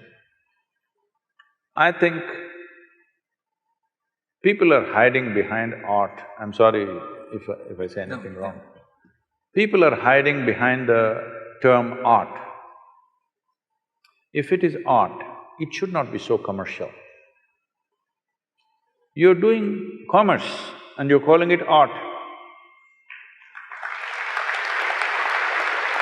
There may be some artistry involved in it, we appreciate that. But there was a time when we were growing up, there were art movies and there were commercial movies. Now there is no such thing, commercial movies are art. So commercial movies are made essentially to make money. Somebody is investing to make money, nothing wrong with commerce, because nothing wrong with commerce, nation's commerce has to develop in all levels. So entertainment is also commerce, it's fine.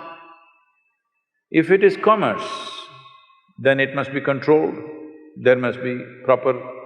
For every commerce, there is a certain amount of control, isn't it, in a society? In this society, though today everybody, at least a big percentage of population is drinking, still we are holding on to it that you cannot advertise alcohol. They will show an alcohol bottle and say CDs and music. Yes or no? Sparkle water. Sparkling water. That is okay, but CD and music, how does it come, I don't know. Anyway, I'm saying when we see it is going to influence the society in a big way, there are controls. So, if something is going to impact the society, there must be some sort of control.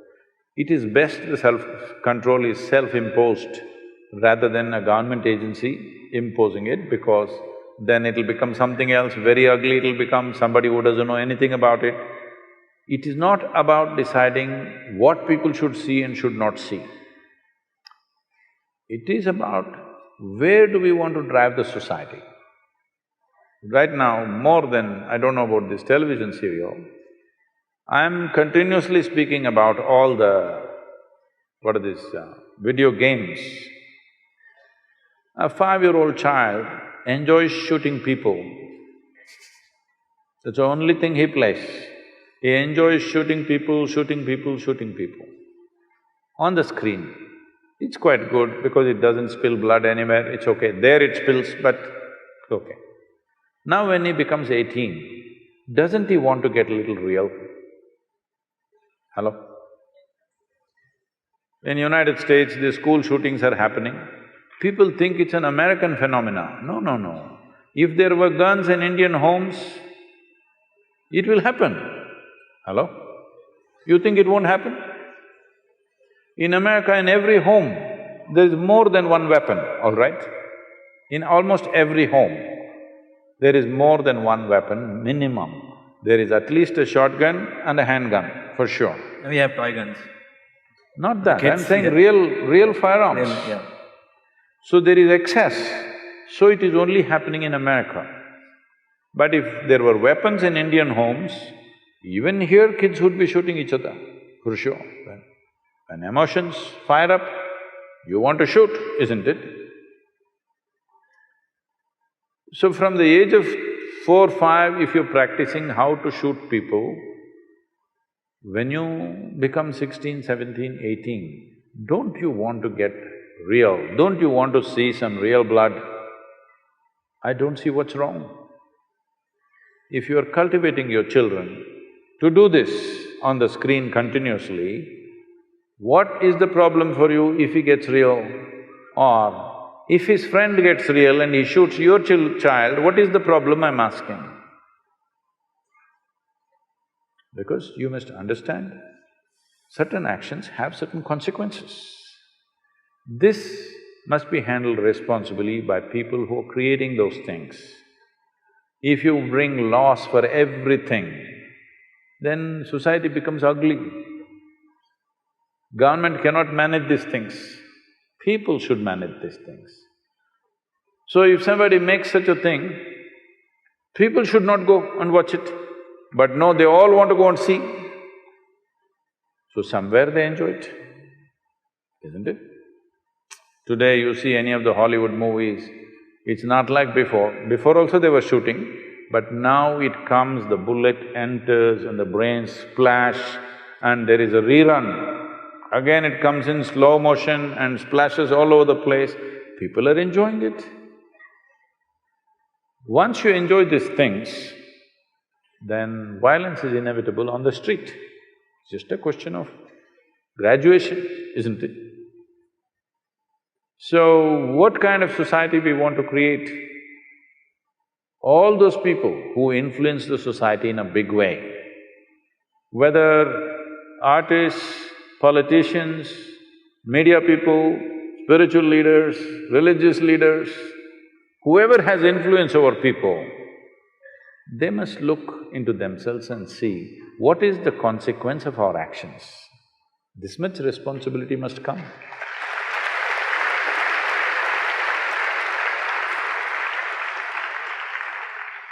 Sadhguru, here. Oh. How did you grab the same place. microphone? Yeah. I have a question. My previous generation, my fathers are farmers, but they made me an engineer because they couldn't able to survive from their land. So the complete generation of my 5 fathers has converted to engineers or some other works. Oh. So entire farming is vanished there. I'm interested to do farming, but because of the survival problem, I came to an engineering. So how I have to overcome this process? Okay. Anyway, we would like to have a well-studied engineer, not an engineer who's converted. I don't know what that means. How do you get converted to engineering? Anyway, I understand what you're saying. See, this is a major tragedy unfolding in the country. Out of 160 million hectares of arable land in this country, 104 million hectares of land, the soil is right now labeled as distressed. That means nearly 60% of our soil is moving towards becoming uncultivable in a matter of anywhere between 15 to 40 years' time. In 40 years' time, the fertile lands that you have seen will turn into uncultivable land, maximum 40 years' time, anywhere between now to then. How does this happen? If you want the soil to be rich, before we go into that, I want you to first understand, what is sitting here as you and me is just the soil that you walk upon, it's just a piece of the planet.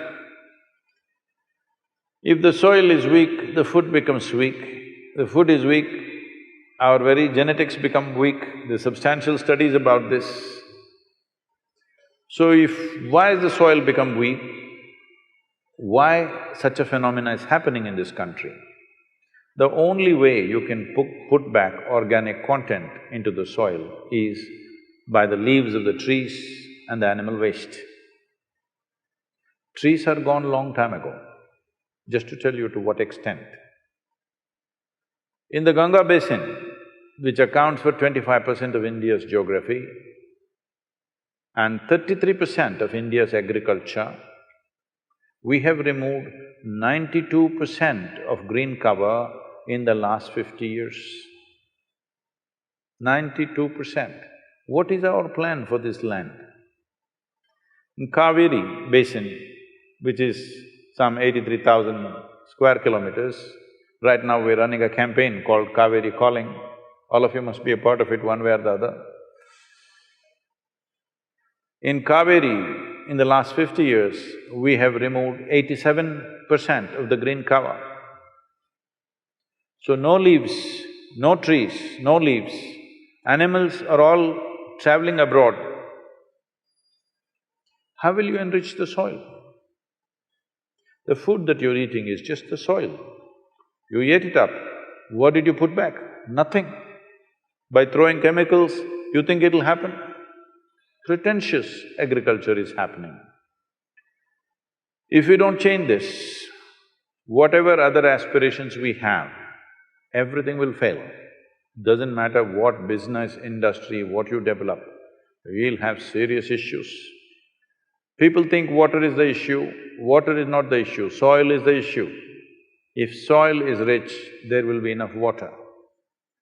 The reason why agriculture is suffering is, this is one aspect.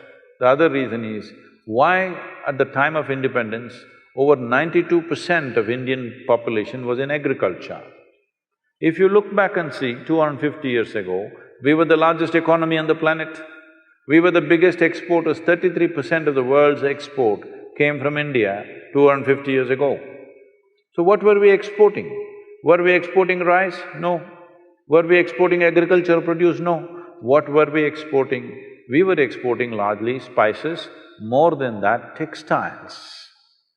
Andhra Pradesh, every district has a weave of its own. Yes?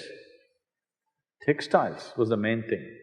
Between 1800 and 1860, when the English decided to destroy the textiles of this nation, systematically they went about destroying it. From 1800 to 1860, our exports came down by 96%. So that doesn't happen just like that. That was done as a systematic process. So when this destruction of industry happened, millions of people died in those 60 years, where one of the British Governor-Generals writes back saying, "The fields of India are bleached with the bones of the weavers." Millions. It is estimated over 3.5 million to 4 million people died in those 60 years out of starvation. The rest desperately went about doing some kind of subsistence agriculture. Subsistence agriculture means I have a piece of land, I will grow little rice, little dal, little this, little that, everything that I need for a family, I will scratch the land and grow. This sort of agriculture happened. This is why 92% or 92% were in agriculture. Today this number has come down to 65%, thanks to you, you became converted engineer. 65 to 70% are still in agriculture. What this means is, for 10 people to eat, we want 10 people to eat, but now 7 of them are cooking. You think this is a good use of people? 10 people want to eat, very efficient, 1 person can cook. Don't want 2 or 3 people can cook. 7 people cooking for 10 people is not a wise way to do things, but that's where we are right now. Still 7 people are cooking for 10 people. So, you and more people must become engineers, it is good, or whatever else they have to become. But at the same time, can you let the agriculture die? Because today, if you make a survey, we have made some surveys, not official surveys, but generally we've just asked around. If you ask around, how many farmers want their children to go back to farming? Less than 2%. This means in another 20-25 years when this generation passes, we will not know how to grow food. You may think the farmer looks illiterate, he's not dressed like you, he doesn't look like you, he looks like no good. But I'll do one thing for you, you are from the farming family, those of you for 2 generations who lived in city, you have MBA, even if you have agricultural MSc, you come, I'll give you 10 acres, fertile land. 5 different crops, you grow it by yourself without taking local help. You will see you can't do it. Because this intrinsic knowledge that our farmer has. This is one of the most fantastic things that India has done is, of the many things, well, we are going to the moon, we've gone to Mangalyaan, all kinds of things, businesses have done great things, science has done many things, but the most fantastic thing is, without any science of any modern science, without any new technology, just with traditional knowledge, our farmers have fed 1 billion people. This is not a small thing.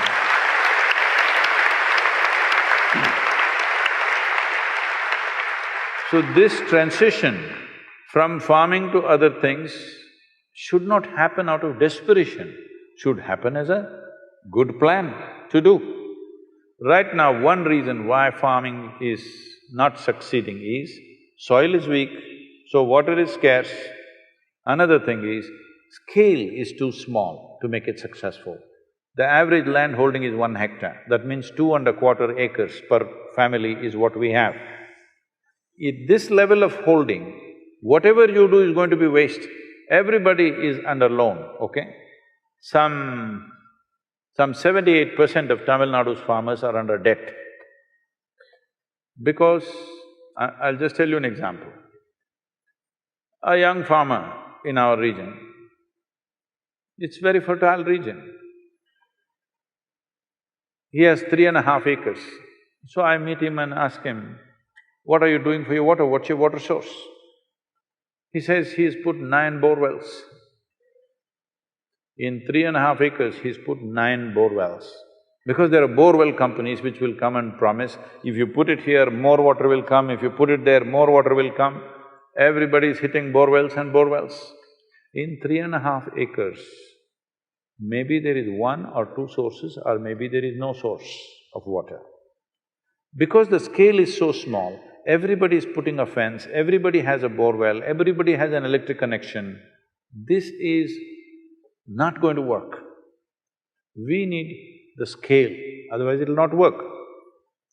Does it mean to say we have to take their land? No, for this we have worked out a system. I don't want to go into all the details in this, but this is what Rally for Rivers was about, how to integrate irrigation and marketing for the farmer so that his life can change. Now, one more big thing is, see, India, the latitudinal spread that you have from Kanyakumari to Himalayas, 12 months of the year you can crop. There are very few nations where you can grow crops 12 months of the year. From Kanyakumari to Himalayas, you can grow literally almost anything you want in the world. If we handle this land right, we can provide food for the entire world. It's possible to do that. And this is the only nation where 65 to 70% of the population knows how to do this magic of transforming mud into food. It is not a small thing. We could use that knowledge, we could use that capability, or we could make them destitute and come to cities and live in slums without any dignity, without any life to live, without any productivity, getting into crime. You become an engineer, I'm glad. Many farmers' children join crime or other kinds of things because they have no other option. So this needs to be addressed. So one of the things is, we have converted literally over 69,670 farmers in Tamil Nadu from regular farming to what is called as agroforestry. Their incomes have gone up 5 to 10 times in a matter of 8 to 10 years. This is what we are calling as the Kaveri calling for the Kaveri belt… Kaveri basin area, because if you do this, we want to convert 1/3 of the Kaveri basin into agroforestry. If you do this, the 46% depletion that's happened in the river waters will come back. River will flow once again, farmers will be rich and well-to-do, all this debt that is there in the banks will not happen because farmer will be rich by his own resource. This has to be done in a planned way, we must execute this. Otherwise, this nation is sitting on too many problems and too many possibilities also. But to convert problems into possibilities, Every citizen has to stand up and do what needs to be done.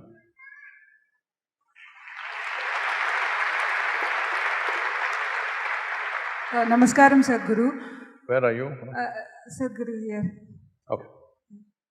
When a movie is made, the idea and the story is… The question is for him. No, Sadhguru, it's to you. The idea and the story is developed to make it more popular on commercial factors. It developed on commercial factors to make it more popular, to reach more number of people. Can we use cinema to spread the spiritual methods to large number of people through commercial and popular ways? Can you give some direction towards it?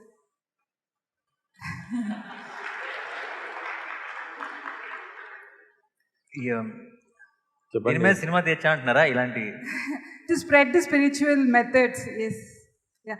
I mean, how do we use cinema to take the spiritual methods more to the… to make it more popular? తీయచ్చండి, బ్రహ్మాండం తీయచ్చు. But set expectation ఉండకూడదు. ఈ వీకెండ్కి ఎంత collect చేయాలి అలాంటివన్నీ పెట్టుకోకూడదు. బ్రహ్మాండం తీయచ్చు, బట్ తర్వాత కలెక్షన్స్ మాట్లాడుకోకూడదు అంతే. తీయచ్చు సినిమా అంటున్నాను, బట్ అది దాని రీచ్ ఏంటి, లేదంటే కొంచెం పేషెన్స్ ఉండాలి. నిజంగా జనంలోకి వెళ్ళాలి, అందరూ రావాలంటే. బట్ సినిమా అంటే ఒక కథలాగా చెప్పాలనుకుంటున్నారా? అది చేయొచ్చు. క్యాన్ ఇంకోటి చాలా చాలా మంచి విషయాలు అప్పుడప్పుడు దూరుస్తుంటాం సినిమాల్లోకి, కొన్నిసార్లు కుదరదు. Sadhguru, can you give some direction in this? మీరే ఇవ్వాలి. He is the director, he is the actor. Okay, anyway. See, cinema means you're thinking in terms of the big screen. Well, it's not that it's not a possibility. The question is, who will go and watch it? It has to be commercially successful. Commercial success means people watched it, all right? This happened. This is about 10 years ago maybe now. I was in United States and I was talking to somebody who's some kind of an expert on internet affairs. So, I never get to go on the net and browse this and that. I never have the time to do those things. So I asked him, what are people looking for? Everybody is looking at their screen, what are they looking for? Very casually, very casually, as a matter of fact, he said, Sadhguru, about 70% of the data is pornography. I said, what? He said, yes. I said, I don't want to believe this kind of nonsense. 70%, is it pornography? It's not possible. Then I checked with a few other people, they all say, yeah, it's around that much, maybe 65, 70, something. And what else are they using this for? There are many other things, drug sales, arms sales, all kinds. More than anything, what really kind of brought disgust to me was 1.6 million children below 15 years of age are sold on the internet every year. When we sell our children, as human beings, we've hit the bottom. There's no further down to go. Huh? When we start selling our children to be used in all kinds of slavery, this means we've hit the very bottom, there's no further place to go, isn't it? That is when I decided, then let me get on the net. So in the last 10 years, we've run a campaign that many of you in the upper regions might have suffered this. Even if you're watching pornography, in between, Sadhguru appears, inner engineering.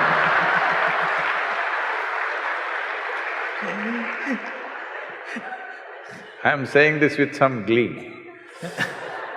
because when such a phenomenal technology is available to us, is this what we do? See, many great beings have come on this planet, but when they came, if they spoke, hardly 10 people heard. In the 10 people, all kinds of things. Today is the first time you can sit here and talk to the entire world. When there is such a tool in our hands, if we don't transform humanity now, that means we have no intention at all, isn't it? So your question is very relevant, but will our natural star make a movie on spirituality? Biopic Sadhguru.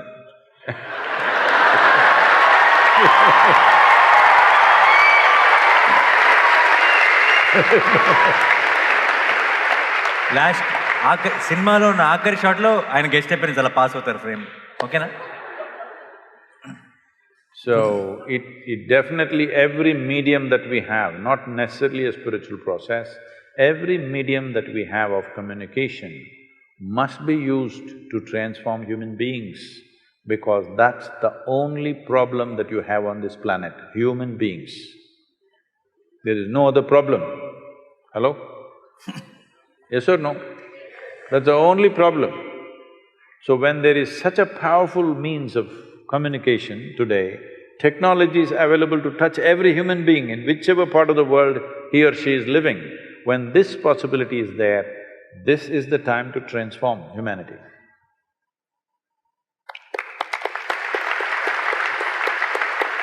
Namaskaram, Sadhguru.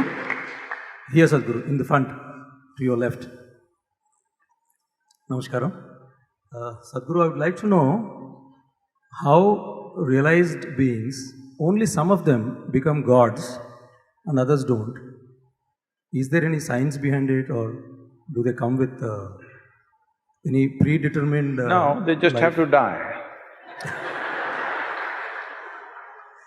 So for example, after Gautama, so many would have come, but I think only you are doing such phenomenal things on this planet. What are you trying to tell me? I'm saying only you, you are likely to be the next god, but then already you are a god now. But I'm saying, why only you? For example, in these 30 years, so many disciples, so many people you have cultivated. Would you make one of them as capable as you?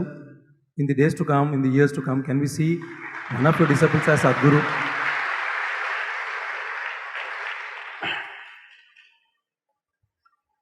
Oh.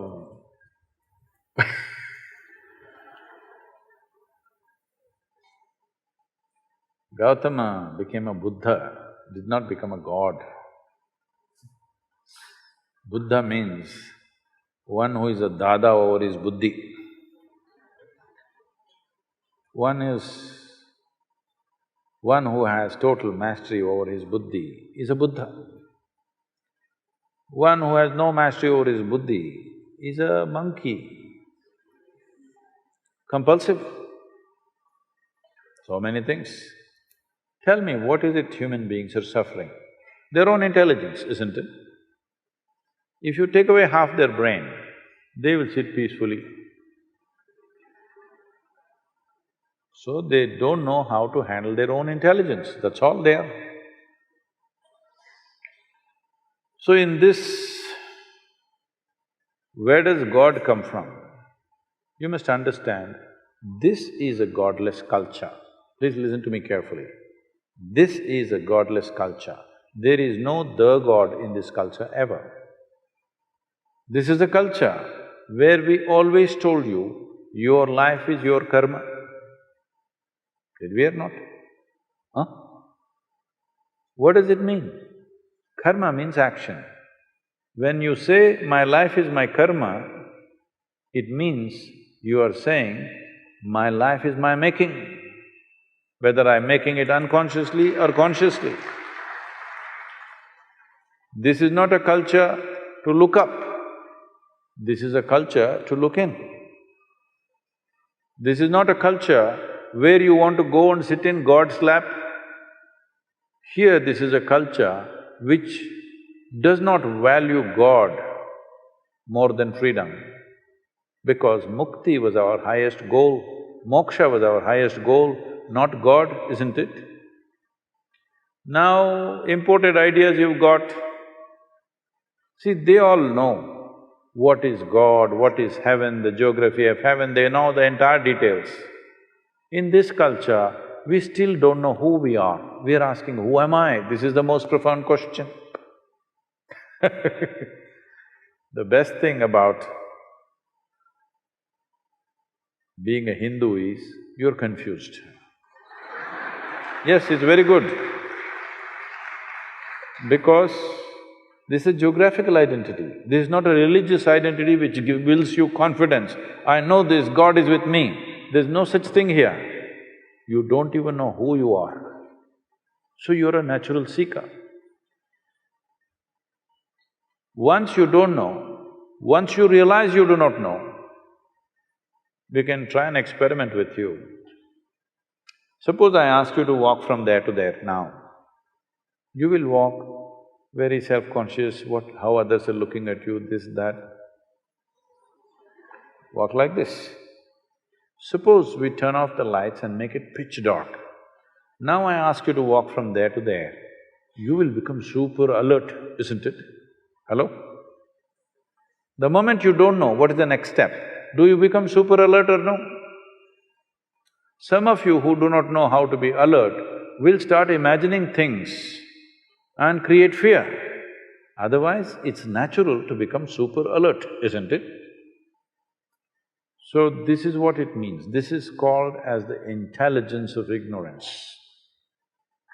If you identify yourself with your knowledge, which is all rubbish, whatever knowledge you have, if you identify with your knowledge, even if you know the libraries of this world, still compared to this cosmic space, your knowledge is minuscule, isn't it? Huh?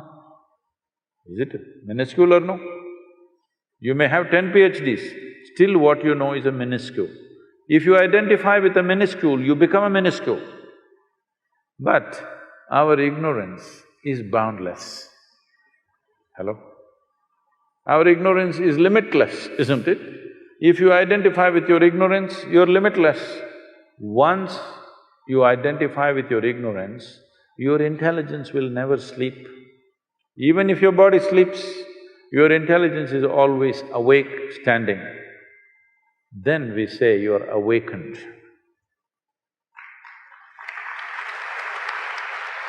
So, in this culture, because it's a godless culture, when we find a human being who is accomplished in a way that you cannot believe a human being can do these things, then we say he's a deva or he's a deity.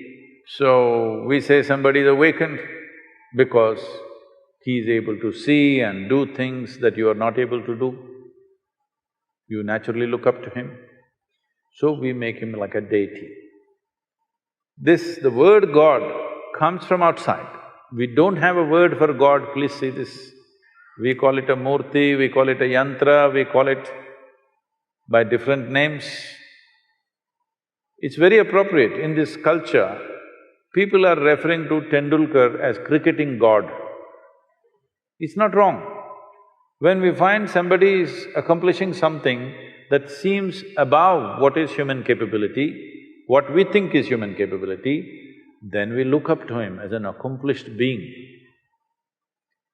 There are words for this, but now because we've gotten into Western ways and we are speaking an English language, we are using the word God. Otherwise, we called him a Mahatma, we called him a Mahanubhava, these kind of words, just to say it is an extraordinary being. And that extraordinary being became the aspiration of everybody else in that society. Out of our love, out of our respect, we may put some flowers, we may do something, but you must understand, we are aspiring to be like him. We are not there to go and sit on his lap in heaven. This is not the aspiration in this culture. Always the aspiration is this. You must understand, this is something that's all gone crazy now. There is no worship here. There is no prayer here. There is only darshan. Darshan means you behold a form which you think is higher than you and you want to take it into your heart. Make that a part of yourself. That is what darshan means. You go to temple not to pray. Darshan, just to see. Nothing need to happen, nothing to talk, nothing to tell him, no appeal. just to see. But because we've gotten so westernized, we are doing all that. Because they are saying they're talking to their God and their God is talking to them, now we also pretending he is also talking to us. We don't want to be left out. No, you are supposed to just behold, that's all. Darshan is the only thing you do, no prayer. So, this is a hodgepodge thing, so you're saying this. Gautama did not become a god, people are aspiring to become a Buddha. So you think all the people around me are such dumb idiots. Nobody is working to become whatever they see as Sadhguru. You think nobody is working? They are. There are… because we are touching millions of people, nearing 1 billion now, because of this, some people just watching YouTube and they think they're doing well. Some people are on daily quote and they think they're doing well.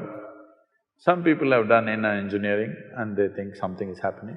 So what is the difference between an established process, actually something that you have to do with yourself like inner engineering or further programs, and just watching talks or even being here is…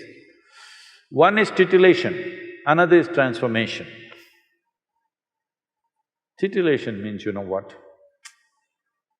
It's entertainment, spiritual entertainment. Little, maybe the way you think and feel you change a little bit. This is not transformation, this is a little change. It may help you, I'm not saying it doesn't help, it helps, but there is no transformation. Transformation means you as an individual is a form. This form should transform. If that has to happen, something more profound has to be done. We are seeing, we are looking for sponsors and other things. If it comes through in the next few months, we may roll out inner engineering programs free of cost.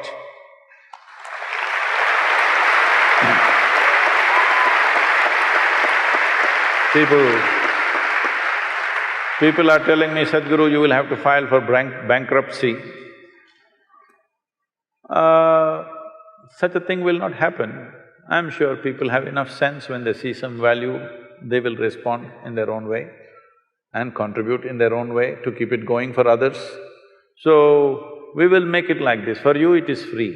If you want another person to take it, pay something for the costs.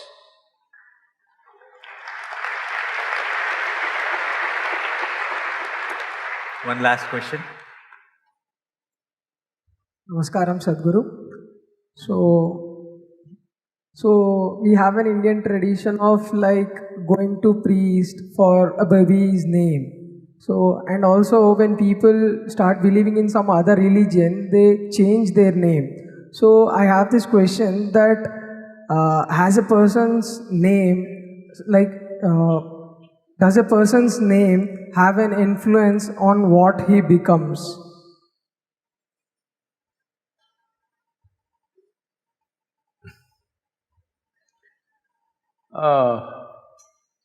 It depends who that person is.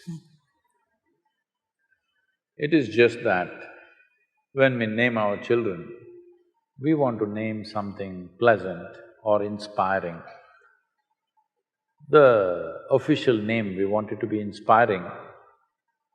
The pet name at home, we want it to be pleasant and sweet. This is a natural thing.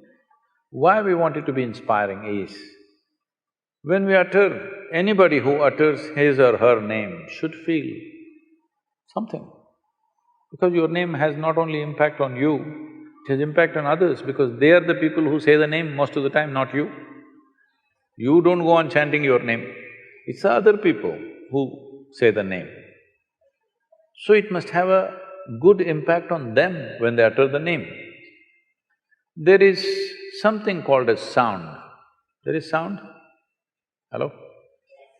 The existence has sound. Words are created by us. When I say word, when you give a meaning to a sound, it becomes a word. If I say boom, if you give a meaning to that, it becomes a word, isn't it? But boom is just a sound. So sound exists. Today modern science is telling you, everything in the universe, including your body, the planet, the solar system, the galaxies, everything, if you look profoundly enough, there is no physical matter, it is just a reverberation, vibration. Where there is a vibration, there is bound to be a sound. The question is only, is it within your hearing range or not? Some sounds are in your hearing range, rest are not in your hearing range. Otherwise, this whole creation right now is making a humongous amount of sound. You don't hear it because your hearing range is within a certain frequency band. So, every sound that you utter has a reverberation. A reverberation can either have a positive impact or a negative impact. So, in this culture, we looked very profoundly and looked at what kind of sounds you must utter for your child.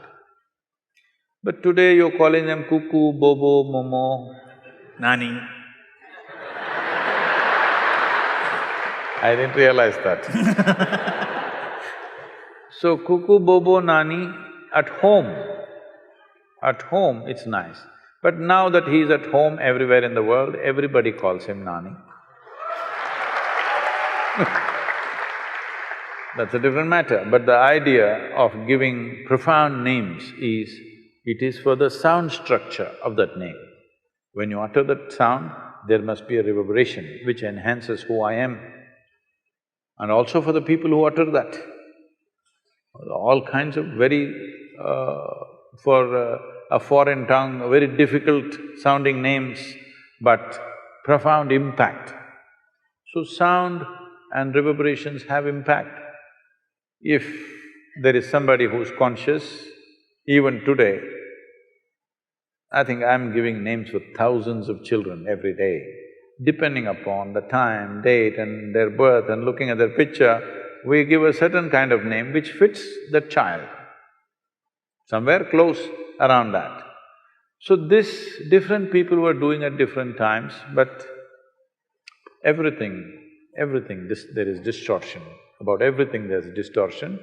Now, before the child is born, they've chosen the name because something else. They want to call him Johnny Walker because they like the drink.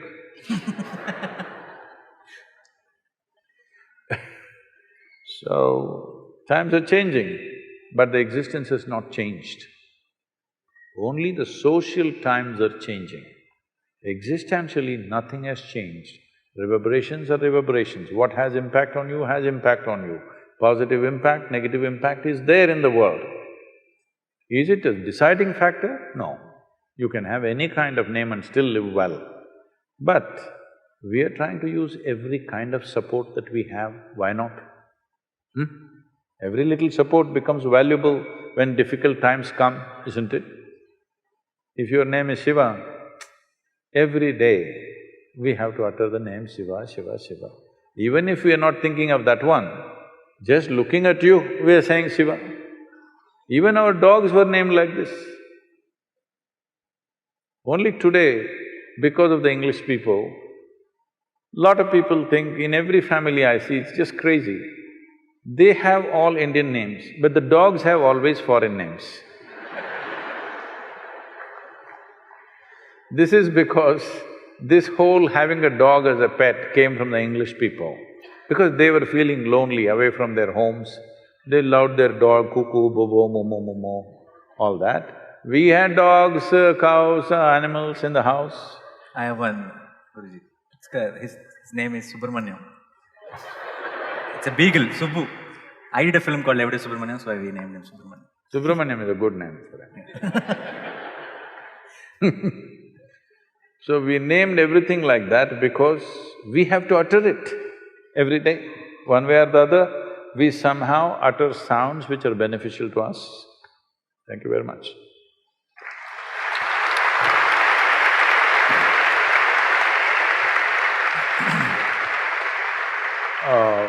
Because this question, agriculture, was asked and there is a concern everywhere. Chennai has gone dry, next they're saying Bangalore will go dry, Hyderabad is standing in the queue. I want all of you who are here today, if you're a concerned citizen of this country, in some way please participate in Kaveri calling. We will give out a call how to participate. There will be… This is a more action-oriented thing than Rally for Rivers, because here we want to plant… To make 1/3 of Kaveri basin green once again, we need to plant 242 crore trees. This is not like… we are going to go and physically plant everything. This will be done on farmers' land by them, but we have to support it. So we are looking at raising super large nurseries. Right now, we have over 24 nurseries across Tamil Nadu. Now we are seeing how to build these nurseries in Karnataka also. So there is room, we will start a campaign, at least plant 1 tree for each one of you. If you're four people in the family, plant 4 trees. It will be a minimum amount of just raising the nursery kind of cost, not a very big cost. So, you don't have to plant just 1. And you may have a tree to sit under like Gautama the Buddha. It may work.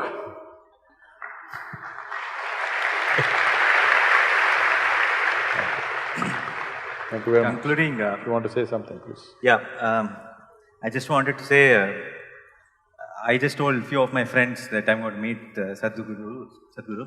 So I thought they will tell me to take blessings, or they'll tell me questions what to ask. But you know what they said? They said, "Give him a hug, man." They said, "You are cool, sir."